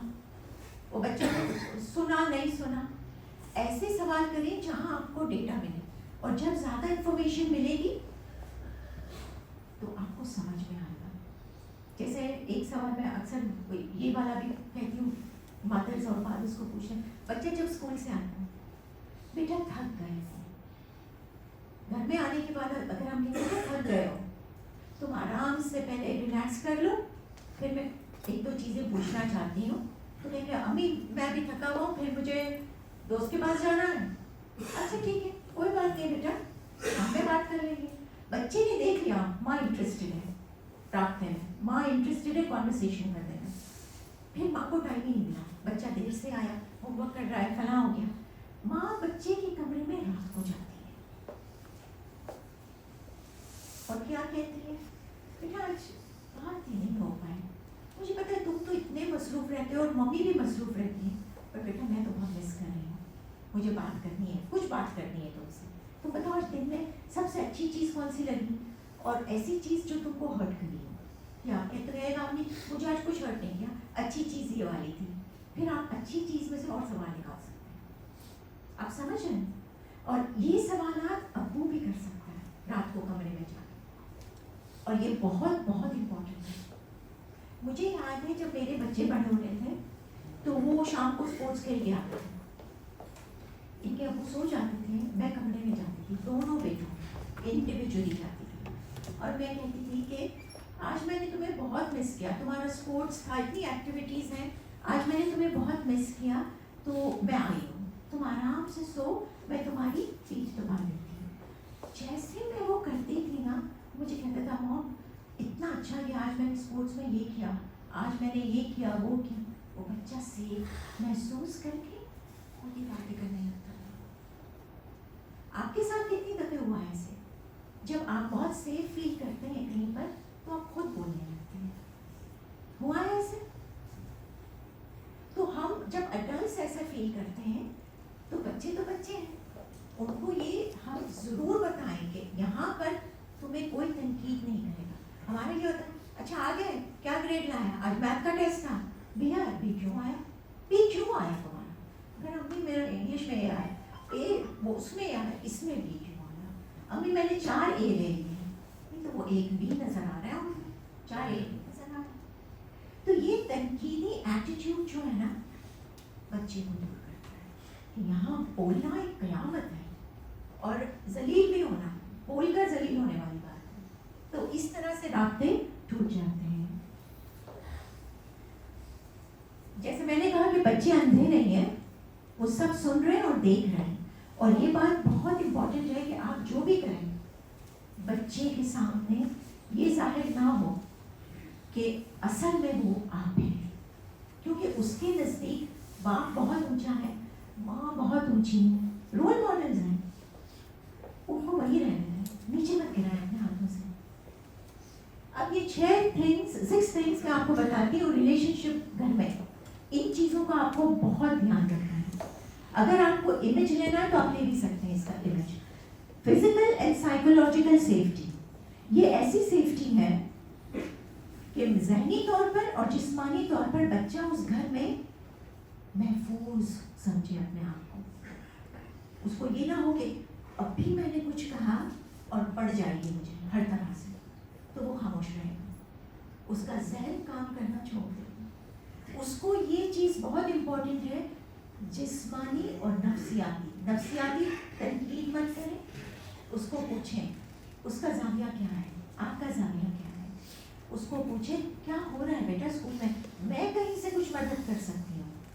उसको ये दिखाए कि ये ऐसी छतरी है, जैसे वो एंटर करता है ना इस छतरी में, यहाँ ना तूफान ना बारिश उसको कहीं से भी डैमेज कर सकती है, उसको नुकसान पहुँचा सकती है। घर में जब एंटर होना बच्चा, वो समझे मैं अपनी महफूज छतरी के अंदर आ गया। ऐसे नहीं बस घर में आए बसता रहा तो भागो यहाँ से, भाई अभी सवाल करेंगी, फिर तनकीद करेंगी, फिर गुस्सा करेंगी, भागो यहाँ से। एक अनकंडीशनल लव, ये उससे जुड़ा हुआ है। ऐसे नहीं कि बेटे एक बच्चा ए ग्रेड ला रहा है, उसको बहुत प्यार किया जा रहा है, दूसरा बेचारा उसमें इतना अच्छा नहीं है, उसकी कुछ और सलाहियत है, तो उसको ये तो निकम्मा है, ये तो निकम्मी, इसको तो कुछ नहीं आता, इसको तो समझ में कभी भी नहीं आएगी बात। इतनी दफे मैंने उसकी टीचर को भी बोला, वो भी यही कहती है। तो अपने बच्चे को आप बिल्कुल जलील ना करें दूसरों के सामने, और टीचर की बात भी ऐसे ना कि बच्चा इतना दुखी होता है, इतना दुखी होता है, वो रात को अकेले में होता है या रोती है, तो ये इस तरह से नुकसान मत पहुंचाए, क्योंकि हमारी नमाज और बंदगी का ताल्लुक हमारी डेली एक्शन से भी है, बल्कि ज़्यादातर है। हम किसी को नुकसान पहुंचा के चाहे जितने भी सजदे कर लें, हमारा रब उस चीज़ को तस्लीम नहीं कर सकता, क्योंकि उसका जो असल है ना पहलू, वो ये है कि दुख मत दो किसी को। रसूलुल्लाह ने इतनी हदीसों में बताया। सो मेक श्योर कि आप बच्चे को वो प्यार दें जिसमें कंडीशंस ना हो, कि अच्छा तुम ये कर लोगे। बच्चा देख रहा है कि आप उसको बहुत हक करते हैं, प्यार करते हैं जब वो कोई चीज़ अच्छी करता है। अगर उसने ग्लास तोड़ दिया तो क्या बेटा गलती हो जाती, मम्मी से भी ग्लास टूट जाता है, डैडी से भी टूट जाता है, चलो मिलके साफ कर लेते हैं। ऐसा कितने घरों में होता है? मुझे बहुत खुशी हुई। तो ऐसे मिलके साफ, अब बच्चा महफूज हो गया कि अगर मैंने कुछ तोड़ा तो मुझे यहाँ पर ये लोग जलील नहीं करेंगे, मुझे मारेंगे नहीं। आप सोचिए बच्चा जिसका कोई और घर नहीं है, उसकी कोई भी ऐसे कॉन्टेक्स्ट नहीं है जहाँ वो अप्रोच करे मुझे मेरी मदद कर, बिस्तर और आंसू। अगर आप चाहते हैं बच्चा ऐसा ना करे तो मेक श्योर करें कि आप बहुत बहुत ज़्यादा बच्चे का ध्यान रखें। आपके कैसे अल्फाज आप चुनते हैं बच्चे के लिए, ये बहुत इम्पोर्टेंट है कि किस तरह से आप उससे बात करते हैं, उसका अपनी बीवी को कैसे रिस्पेक्ट करते हैं। और ग्रोथ माइंडसेट में, हमेशा ग्रोथ माइंडसेट में, बेटा मुझे भी सिखाओ, तुम मोबाइल पे खेल रहे हो, बेटा कौन सी गेम खेल रहे हो, मैं देख रही हूँ या देख रहा हूँ, कितनी देर से तुम इतनी दिलचस्पी ले रहे हो, मुझे बताओ, मैं भी सीखना चाहता हूँ। अब बच्चा ये सोचता है मेरा डैडी तो मेरा दोस्त हो गया, मेरे साथ सीखना भी चाहता है। हंसे घर में, मुस्कुराएं। आपका दिमाग वो बात को तस्लीम, उसको नहीं पता चलता कि क्या चीज़ झूठी है और क्या चीज़। अगर आप लतीफ़े पे हंसते हैं तो आपका दिमाग ये समझता है, और वैसे हंसते हैं आपका दिमाग एक ही चीज़ को लेता है, हार्मोन्स रिलीज होते हैं, आपकी इम्यूनिटी बढ़ती है। तो इस चीज़ में शनाख्त नहीं करता कि क्या झूठी हंसी है या सच्ची हंसी है, हमारे दिमाग को ये पहचान नहीं है। तो इसलिए मुस्कुराए घर में, एक अच्छा माहौल क्रिएट करें। और ग्रोथ माइंडसेट कि मुझे भी सीखना है, मैं भी ये सीखूंगा। आज आप जो आए हैं ये तमाम लोग सब ग्रोथ माइंडसेट के, सब ग्रोथ माइंडसेट के। फिर चाहे इस लेक्चर से आपने 25% चीज़ें इम्प्लीमेंट की, लेकिन आपका आना इस बात की सदाकत है कि आप ग्रोथ माइंडसेट के हैं। और आखिरी, माफ़ी का जज्बा, माफ़ कर देना। बेटा मुझसे गलती हो गई, मुझे माफ़ कर देना। वो बच्चा आपको देखकर समझेगा कि मेरे बाप में अंदर कितनी ममता है। खुदा जब माफ़ कर देता है तो हम क्या चीज़ हैं? कौन सा ईगो, कौन सी मर्दानगी। माफ़ी मांगे, गलत हो जाता है बीवी से माफ़ी मांगे, आई एम सॉरी, मुझसे हो गया, मैं बहुत ध्यान रखूंगा नेक्स्ट टाइम, मुझे माफ़ कर दो। ये सब लेके कहाँ जाना है हमने? तो बहुत भारी सामान है और उठेगा नहीं आखिरी में, इसलिए बेटर है कि हम धीरे धीरे इस लगेज को यहीं चुकता कर दें। आज जो हमने बात की वो role of father in building strong communication. हमने कुछ बातें की आपके साथ, कुछ बातें आपको ऑलरेडी पता है, कुछ बातें आप ऑलरेडी कर रहे हैं, लेकिन जो नहीं कर रहे हैं उसकी तस्दीक कीजिए, उसको नए सिरे से शुरू करें, एक नई जिंदगी का आगाज करें। बच्चों के लिए वो नई जिंदगी होगी क्योंकि आप खुद पहल कर रहे हैं। बच्चे आपके सामने आएंगे, कहेंगे डैडी आई लव यू, अब मुझे आप इतने बदल गए हो। ये चीज़ों के लिए तैयार रहें। इन चीज़ों की कितनी बड़ी कीमत है। जब बच्चे आपके करीब आ जाए, प्यार से बोलें कि मुझे अब्बू के साथ बैठना है, मुझे अब्बू के साथ टाइम स्पेंड करना है। ऐसे कितने फादर्स होंगे जिनके बच्चे बड़े होकर ये कहते हैं मुझे तो अब्बू के साथ जाना है। इसकी तैयारी करें, क्योंकि जो टेक्नोलॉजी के दौर में हम रह रहे हैं ना, वो बहुत खतरनाक है। वो बच्चों को बहुत दूर कर रहा है हमसे। सो कोशिश करें, मोबाइल देते हैं लेकिन मोबाइल अगर नहीं देते तो कंपनी तो अच्छी दें। अच्छी कंपनी नहीं होगी तो कोई दूसरी चीज़ ही करेगा ना बच्चा। ले जाए कहीं, उनको प्लान करें। हाँ, बाज़ दफ़ा अपनी नींद की कुर्बानी देनी होगी, करें, क्योंकि आपके अंदर जो जॉय आएगी, जो खुशी आएगी, उसकी कोई कीमत नहीं है। अब मैं पूछती हूँ आपसे कि जो चीज़ें मैंने शेयर की, जो डुएबल है, जो चैलेंजेस मैंने आपको बताए कि आपके शुरू में चैलेंजेस हैं, अब ये आपकी चॉइसेस हैं जो आप घर में करेंगे। सो हमने आज जो सफ़र किया वो चैलेंजेस से लेकर अब हम चॉइसेस पे आ रहे हैं कि ये चीज़ें मैं कर सकता हूँ और ये मेरे लिए पॉसिबल है। आप में से कितने लोग चाहते हैं, कोई भी हाथ उठा के बता सकता है कि कोई एक चीज़ वो इम्प्लीमेंट करना चाहते हैं जो सीखी है आपसे? यस। तो वैसे चाहिए कि अपने माहौल जो जिस माहौल में बैठते हैं उसको चेक करें कि मुझे उससे क्या हासिल है और इससे क्या ज़रूरत है मुझे। बेस जो है बुनियादी हमारे ये जितने भी बैठे हैं, हम माहौल अपना यहाँ का जो है फिर माहौल घर ले जाते हैं। जी जी। यहाँ ठीक नहीं है तो वहाँ भी ठीक नहीं होगा। हाँ। अब वहाँ ठीक करने के लिए तो फिर इतना आपको दिमाग और आपकी सलाहियतों को जो है इस्तेमाल करना पड़ेगा। ये हम करते नहीं हैं जी। तो इसको होने के लिए हमें खुद ज़ाती तौर पे जो है ना अपनी बैठक को या अपने माहौल को ठीक करना। जी, बहुत खूबसूरत, बहुत खूबसूरत। और कोई? Yes sir. एक सेकंड में आपको माइक।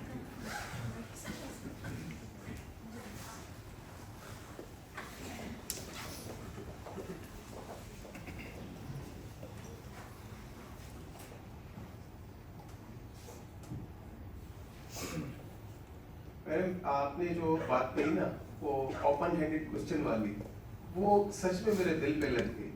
अक्सर हम में मतलब नॉलेज की कमी की वजह से या ऐसा नहीं करते कि ओपन हैंडेड क्वेश्चन नहीं करते। हाँ, स्कूल से आ गए ठीक है, हो गया।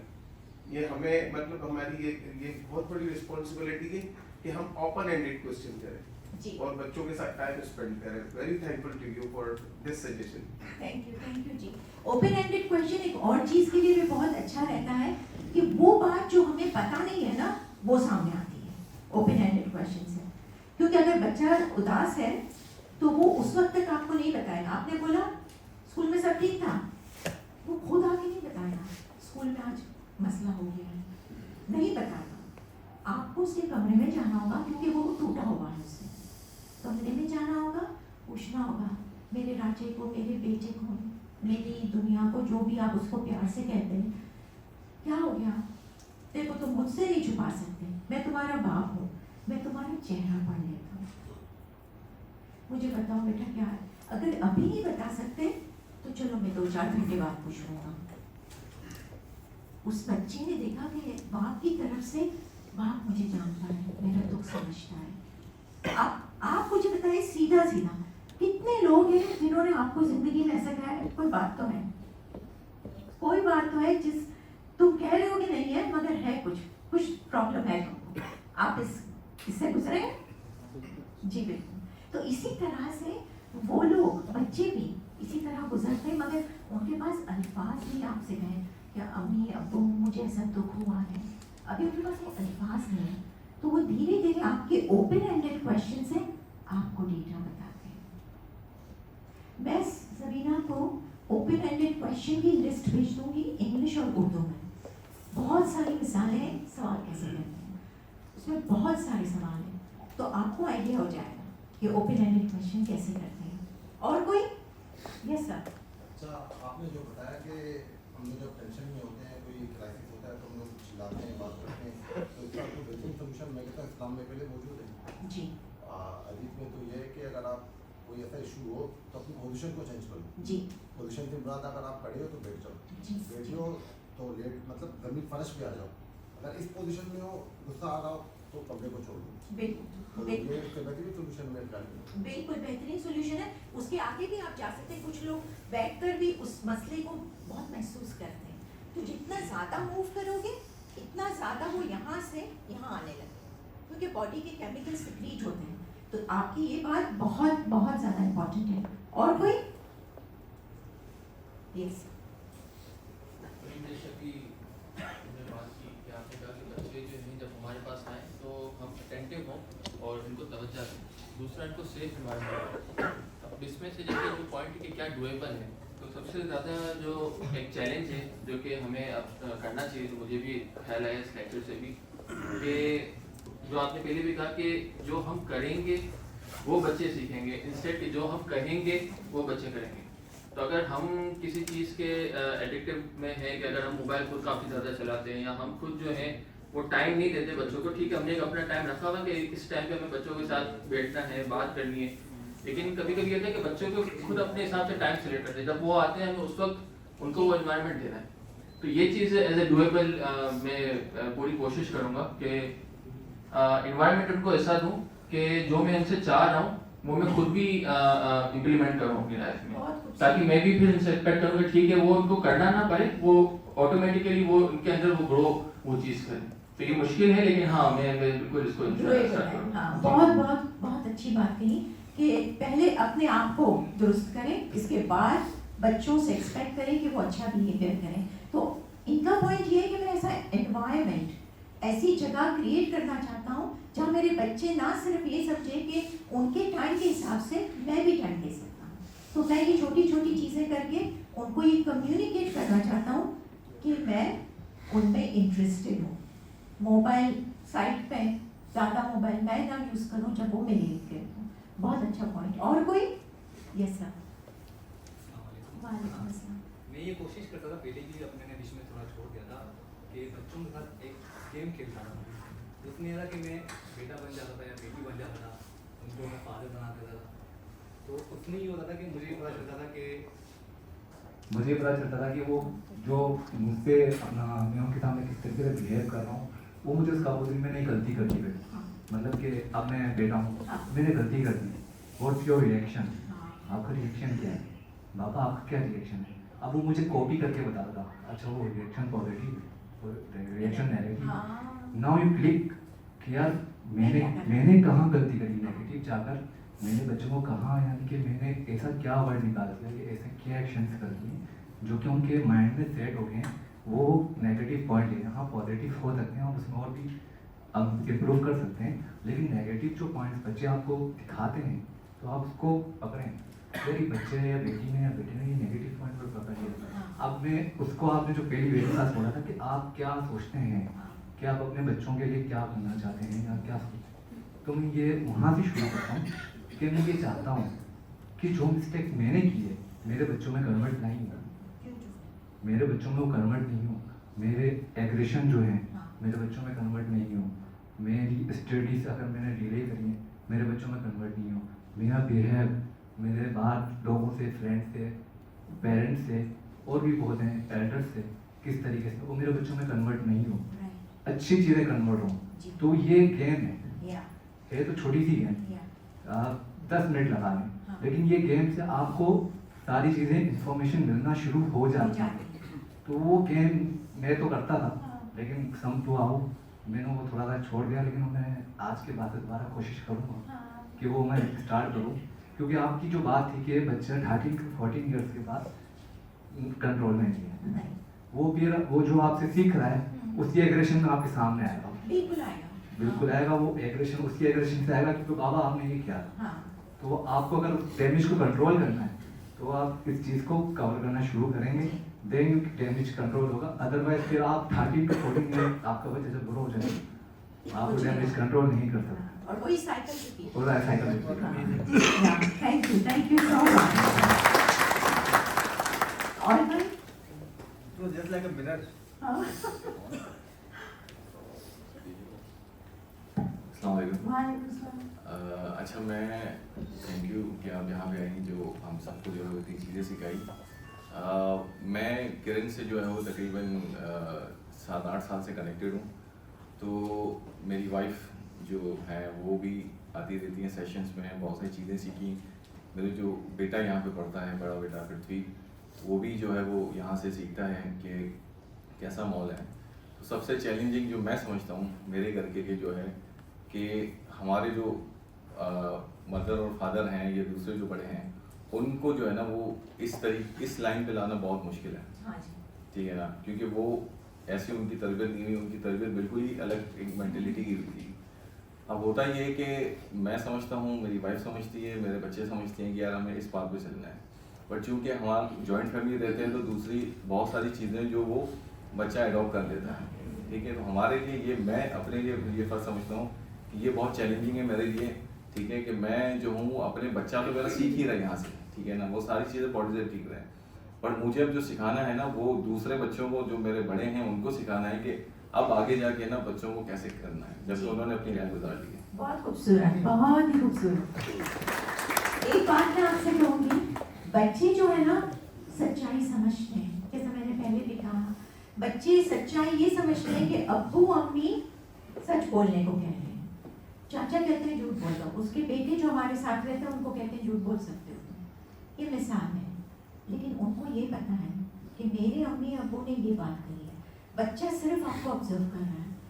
यहाँ तक तहकीकात ने बताया है कि अगर माँ और बाप में सेपरेशन हो जाती है या तलाक हो जाती है, जो भी रीज़न से जो भी होता है, या बाप गुजर जाता है या माँ गुजर जाती है, ये बताया है कि एक बंदा बच्चे की ज़िंदगी में प्यार, मोहब्बत, शफ़क़त, जिस्मानी और नफ्सियाती महफूज करवाना और बताना, अगर वो एक बंदा बच्चे के साथ है ना, बच्चा बहुत एक्सेल करता है, बहुत आगे तक जाता है।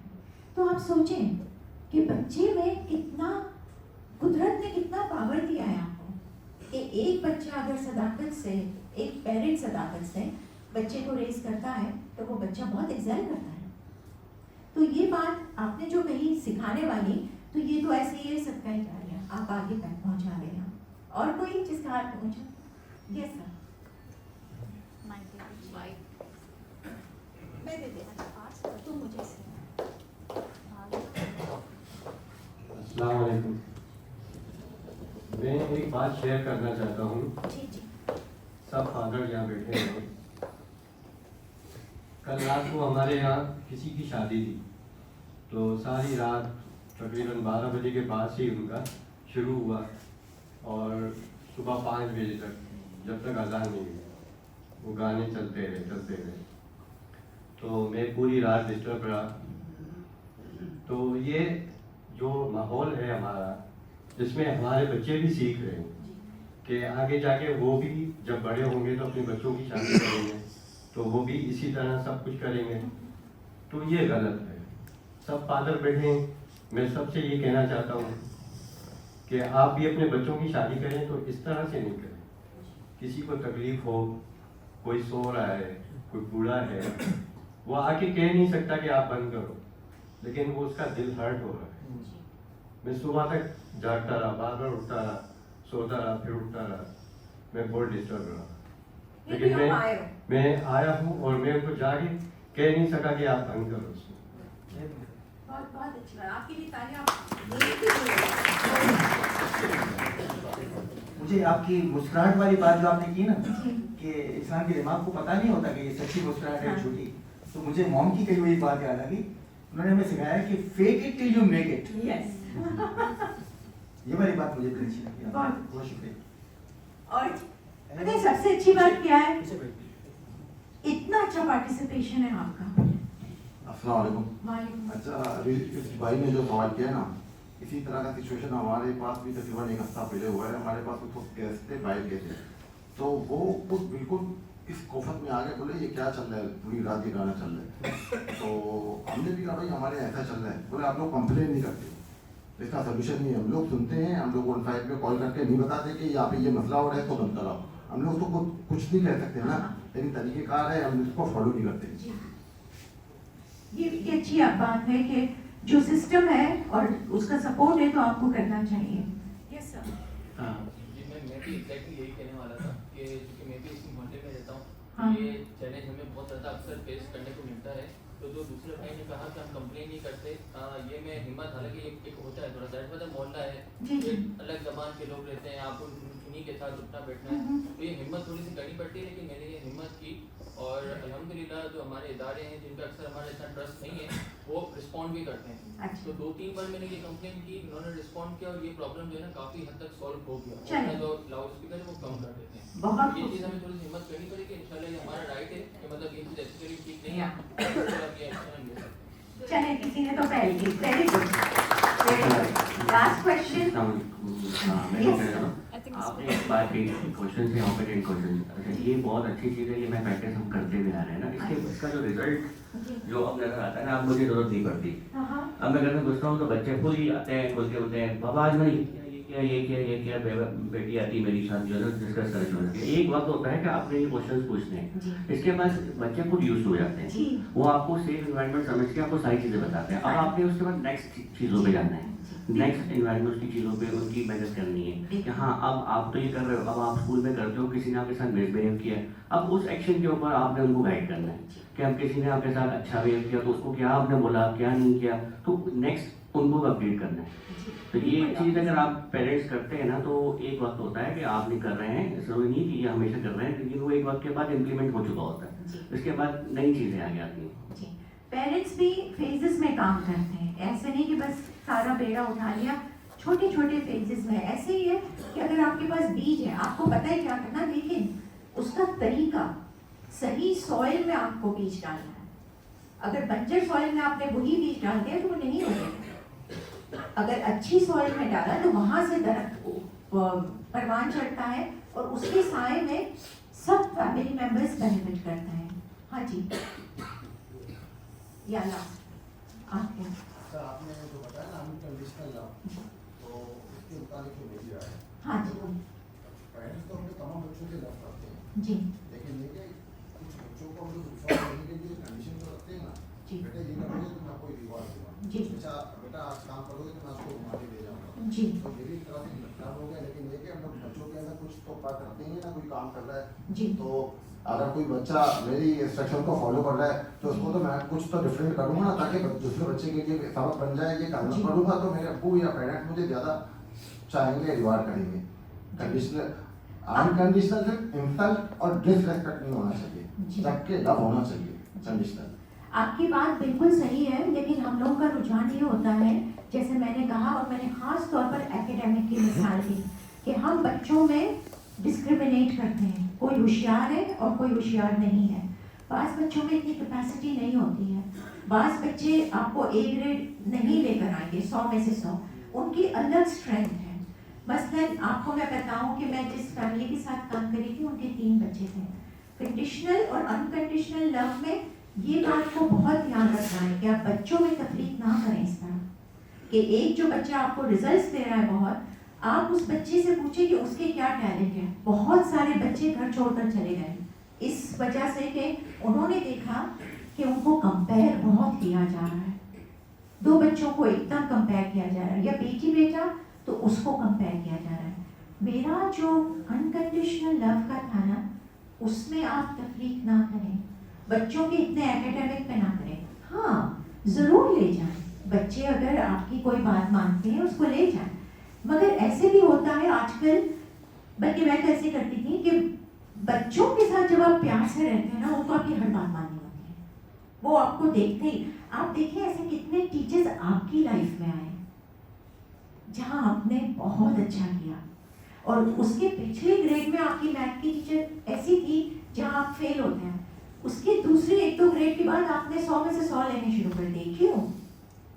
क्योंकि उस टीचर ने आपको सेल्फ रिस्पेक्ट दिया, सेफ स्पेस दी, प्यार से समझाती थी, और आपने आगे जाके इंजीनियरिंग की। आप देखिए कितने इंटरव्यूज आते हैं जहाँ लोग कहते हैं कि ये मेरी टीचर की वजह से, कि मेरा प्यार मैथ की तरफ गया और मैं इंजीनियरिंग की। तो ऐसी चीज़ें, ये बात आपने जो कही है मैं उसको समझ रही हूँ, आप किस जाविये से आ रहे हैं, क्योंकि अभी तो हमने सीखा है 6 और 9 का, तो उसमें आपकी बात सही है। लेकिन ऐसा नहीं है कि आप हर चीज़ को घर में उसी रेजिमेंट पे करते हैं।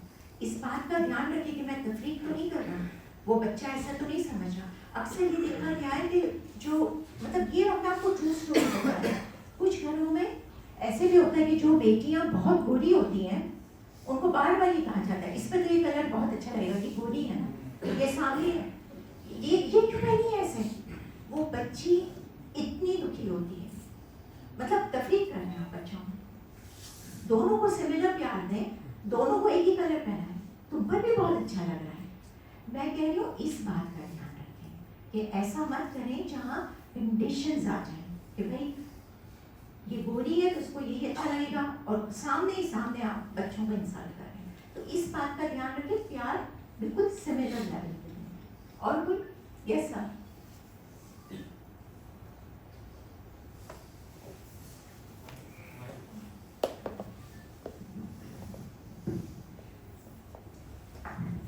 मेरी एक ये गुजारिश है, जो वीडियो आपने हमें दिखाई है ना, वो अगर ग्रुप में शेयर करते हैं, और इस तरह की वीडियोस जो होती है ना वो ग्रुप में शेयर कर दिया करें, ताकि हम बच्चों को थोड़ा सा समझाएं। क्योंकि ऐसा मैंने फील किया है जहाँ 2 से 3 या 4 बच्चे होते हैं, एक बहुत ज़्यादा इंटेलिजेंट है हर काम करने में, और दूसरा जो है वो उसकी एक्टिविटी स्पोर्ट्स में ज़्यादा है, किसी और चीज़ में है। तो जब हम पढ़े लिखे बच्चे को जो पढ़ाई में ज़्यादा इंटरेस्ट लगता है उसको की तारीफ करते हैं ना, तो वो थोड़ा सा नर्वस या जेलस फील करता है, और ये जेलसनेस जो है वो फिर बढ़ते बढ़ते आगे निकल जाए, आगे भी निकलती है, इन लोगों के दरमियान फासला हो जाता है। बिल्कुल डेफिनेटली ऐसे ही होता है। तो ये वीडियोस के जरिए जो है ना, कम से कम उनको थोड़ा सा जो है ना इस तरह की वीडियोस के पॉइंट ऑफ व्यू का चेंज होता है, डिफरेंस होता है, इसको समझना है। ये इस तरह की जो वीडियोस है ना शॉर्ट क्लिप की, ये काइंडली ग्रुप में शेयर कर दिए करें, ताकि जो है हमें आइंदा के लिए आसानी हो। जी जरूर। सबीना कितना टाइम है वरना टू रहना? 10 मिनट्स more 10 minutes। ओके। और किसी का comment before I wrap it up? Yes. मैं सुबह 10 बजे तक तो मुझे पता ही नहीं था कि आज का सेशन मैं अटेंड कर सकता था नहीं कर सकता, क्योंकि मुझे शूट पे जाना था, काम भी ज़रूरी है उसके साथ। एक कुदरत की एक ऐसी सेटिंग बनी कि वो मेरा शूट कैंसिल हो गया और मैं शूट सेशन अटेंड कर पाया। इस सेशन से मुझे डोज मिला कि वो डोज ये था कि मैं काम की गहराइयों में था, डीपली घुस गया था, कि काफ़ी चीज़ें ऐसी थी जो आपने बातें की वो मैं इम्प्लीमेंट कर रहा हूँ वाइफ के थ्रू, वो मेरी वाइफ भी यहीं पर होती है, वो काफ़ी चीज़ें वो लर्निंग है, वो लर्निंग मेरे अंदर इम्प्लीमेंट हुई।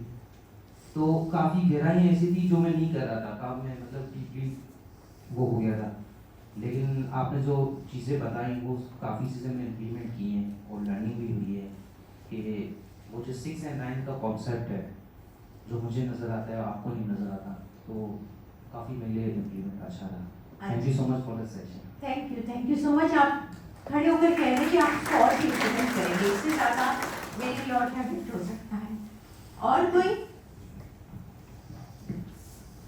मैम आपका बहुत बहुत शुक्रिया कि आप तशरीफ लाए यहाँ पर। नहीं और मैं सिर्फ ये इस पूरे सेशन को समअप कर देता हूँ कि जो ट्रेंड्स और जिस क्रिटिकल कंडीशन से हम गुजर रहे हैं, मैं मर्दों की बात कर रहा हूँ जिन्हें कारोबार के हवाले से, काम के हवाले से इतने ज़्यादा ट्रांसफर हैं कि हम उस तरफ जिस तरफ आपने निशानदेही की है उसकी तरफ तवज्जो कर ही नहीं पा रहे। और मैं बहुत ज़्यादा आपका शुक्रगुजार हूँ इस सिलसिले में कि आपने इस तरफ हमारी तवज्जो भी की है। लेकिन इसके साथ साथ मैं सभी मैं शुक्रिया अदा करना चाहता हूँ, उनसे एक शिकायत भी है कि ये जो सेशन जो हमारी माओं के यानी हमारी वाइफ यहाँ पर आती हैं, तो जितनी उनको ज़्यादा तवज्जो दी जाती है इसी तरह कभी फादर्स को तवज्जो दी नहीं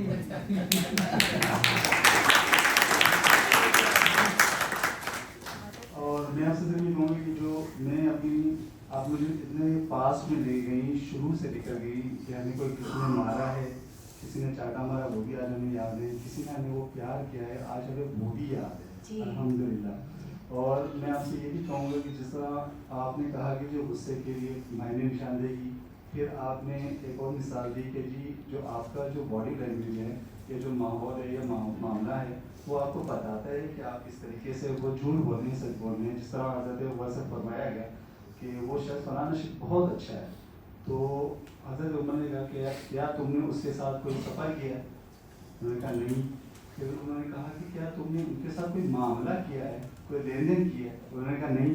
तो उन्होंने कहा कि तुम कैसे याद कर सकते हो कि वो उस आदमी से है, क्योंकि जब तक हम उसके साथ ये नहीं मामला करेंगे। और दूसरी बात ये मैम कि जो हमारे अंदर माशरे में एक अदम बर्दाश्त है, वो जो कल्चर डेवलप हो चुका है या हो गया है, उसको हम किस तरीके से कम करें या किस तरीके से उसको हम रिजॉल्व करें, इसके लिए हमारे पास रास्ते नज़र नहीं आ रहे हैं। लेकिन सबसे बड़ी बात ये है कि अल्लाह रब्बुल इज़्ज़त ने कलाम पाक में भी नबी सल्लल्लाहु अलैहि वसल्लम फरमाया कि ये जो लोग हैं ना, ये आपकी नरम हुई की वजह से, नरम लहजे की वजह से आपके पास है। ये सहाबा किराम के बताने का फरमाया गया, यानी नबी सल्लल्लाहु अलैहि वसल्लम फरमाया कि मैं नरम हूँ, मुझे नरम हुई, यानी नरमी से बात करना अच्छा लगता है। अब मैं आपको कहूँ यहाँ डिफरेंट सवाल आए और आपने किसी को भी उसको डिनाई नहीं किया, ये मुझे बहुत अच्छी बात है। आपने उनका जो ओपिनियन है उसको सुना, बहुत अच्छे तरीके से सुना, इसके बाद आपने इसको रिस्पॉन्ड किया। देखिए ये जो आपके पास मोटिवेशनल जो वो कर रहे हैं, ये मामला कर रहे हैं, लेकिन आम लाइफ में हमारे पास ऐसी कोई लर्निंग नहीं है, कोई एजुकेशन नहीं है जिसकी वजह से हम जो है आगे किसी को ट्रीट कर सकते। जी मैं काइंडली इस बारे में मैं आपसे जरूर, ये जो सेशन है, मैं जो दो बच्चे थे यहाँ पे, एक जो जा चुकी हैं और एक दो जाने वाले हैं, तो शायद मेरा कम्युनिकेशन अब शायद इस वजह से इतना ज़्यादा नहीं है क्योंकि मैट्रिक में और चली जाएगी। लेकिन मैं फिर कहूँगा कि आपने ये सेशन बार बार, जिस तरह आपने बहुत अच्छा टाइम दिया कि आज इतवार का दिन है, छुट्टी है, सबके सब मौजूद हैं, इसी तरीके से अगर और एक दो सेशन और हो जाएँ या होते रहें तो ये हमारी जो बच्चों की किरदार की तश्कील में बहुत ज़्यादा माहौल होगा। मैं हमें स्लोगन देती हैं कि शफ़क़त भरे माशरे का तसव्वुर, जी बिल्कुल वो दे रही हैं, लेकिन इसको इम्प्लीमेंट किस तरह करना है वो माँ को तो बहुत ज़्यादा बताया जाता है। इवन दैट के वालदाएँ हमारे बेगम जो आगे हमसे सवाल करती है, मामला करती हैं, हमें उन्हें बताना पड़ता है कि जी ये और मैं आपको कहूँगा जब वो हमें ओपनिंग करती है, सामने वो सामने बात करती हैं, तो हमें उसका जवाब भी अब उस तरह देना पड़ता है। जी काइंडली इस मामले में तो वो कामयाब हो गई, अब काइंडली इस तरह पे आ जाए और यहाँ पर जी जरूर, बिल्कुल जरूर। अच्छा जी, उन्होंने थोड़ी सी बात करना चाहा। उन्होंने अभी कहा ना माशरे में अदम बर्दाश्त बहुत ज़्यादा फ़रोग पा चुका है। एक और चीज़ भी है, वो ज़्यादा मेरे ख्याल में, मेरी नज़र में वो ज़्यादा इम्पोर्टेंट है, अदम एहसास, बेहिसी बहुत ज़्यादा फैल चुकी है हमारे माशरे में। तो उस सिलसिले में हम क्या करें, उसके लिए कोई सेशंस माशाल्लाह, और ज़्यादातर फादर्स ही होते हैं जो बाहर सफ़र करते हैं, जी अंग्रेज़ी वाला सफ़र बोल रहे हैं, तो हमें कहा जाए कि हम कैसे करें उसको टैकल जी इस चीज़। आई एम श्योर उसके लिए भी कुछ बंदोबस्त किया जाएगा यहाँ की नॉलेज पर। अस्सलाम वालेकुम। मैं एक्चुअली सिर्फ शुक्रिया अदा करना चाहता हूँ। तो मेरे पास काफ़ी अरसे से यहाँ पर, जी मैं शुक्रिया अदा करना चाहता हूँ, काफ़ी अरसे से मेरे यहाँ पर ताल्लुकात हैं। मैं समझता हूँ कि मेरी जो मिसेज है वो मेरी लाइफ की उस्ताद है। तो ये जितना आपने अभी जितना लेक्चर दिया है मैं अपनी मिसेज से पहले सुन चुका हूँ। और माशाल्लाह मेरा एक बेटा यहीं से स्कॉलरशिप में लाहौर में लम्स पे पढ़ रहा है। तो अस्सलाम वालेकुम, मेरा नाम हबीब है और मेरी दो बेटियां यहाँ पढ़ती हैं। और इसी किरण की वजह से मेरी वाइफ जो है इस वक्त आईटी सॉफ्टवेयर इंजीनियर बन रही है, ठीक है। और और हमने यानी कि सुना था आप सल्लल्लाहु के बारे में और 14 साल पीछे के दारुल हरकम के बारे में। आज ये यहाँ पर बैठ के मुझे फील हो रहा है कि दारुल हरकम के अंदर किस तरह का माहौल होगा, यानी कि दिल नरम पड़ जाएगा। तो इस तरह का माहौल होगा। इसकी कोई दो राय नहीं है कि किरण बहुत काम कर रहा है कम्युनिटीज को बदलने में, लोगों को बदलने में। लेकिन ऐसे नहीं कि बदलने के लिए वो सिर्फ तहकीकात और ऐसी चीज़ें, नॉलेज सिर्फ ले आता है। आई थिंक किरण ज़्यादातर फोकस कर रहा है तरबियत पर। जैसे एक माँ होती है तो अंडर दिस अम्ब्रेला आप लोगों की तरबियत हो रही है, और वो तरबियत जो है ना वो इंसान अपने अंदर बसा लेता है। तालीम तो ये है वो अपग्रेड होती रहती है, लेकिन तरबियत जो है ना वो वैल्यू पे बेस्ड होती है, और वो किरण बहुत अच्छा काम कर रहा है। तो चलिए रैप अप करते हैं। मैं आपको वही ले जाती हूँ जहाँ से हमने शुरू किया था। आपके पास अब उम्मीद है, फिक्र नहीं। मेरी पहली स्लाइड थी फिक्र की, अब आपके पास उम्मीद है और आपकी ख्वाहिश है कि आप बदलें। और अब जब आपने ख्वाहिश की है तो आपको कोई पीछे नहीं हटा सकता, क्योंकि ये आपके अंदर की आवाज़ है। अब my goal as a father is to build strong communication. वो आपने सबने कहा कि हम करेंगे, और याद रहे जब तक राब्ते हैं तभी से रिश्ते हैं। राब्ता टूट गया तो रिश्ते भी टूट जाएंगे।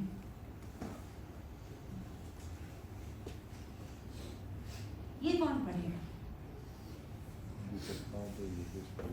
लव कौन पढ़ेगा? आप let me you want they दीजिए, ठीक है, आप ले ओके आप Be the father you wish your family can be proud of you. Thank you. Thank you. अब आपने वो फादर बनना है जिसकी फैमिली प्राउड है। I can write the destiny of how I wish my children and my wife to know the loving, caring father and husband I am trying to be.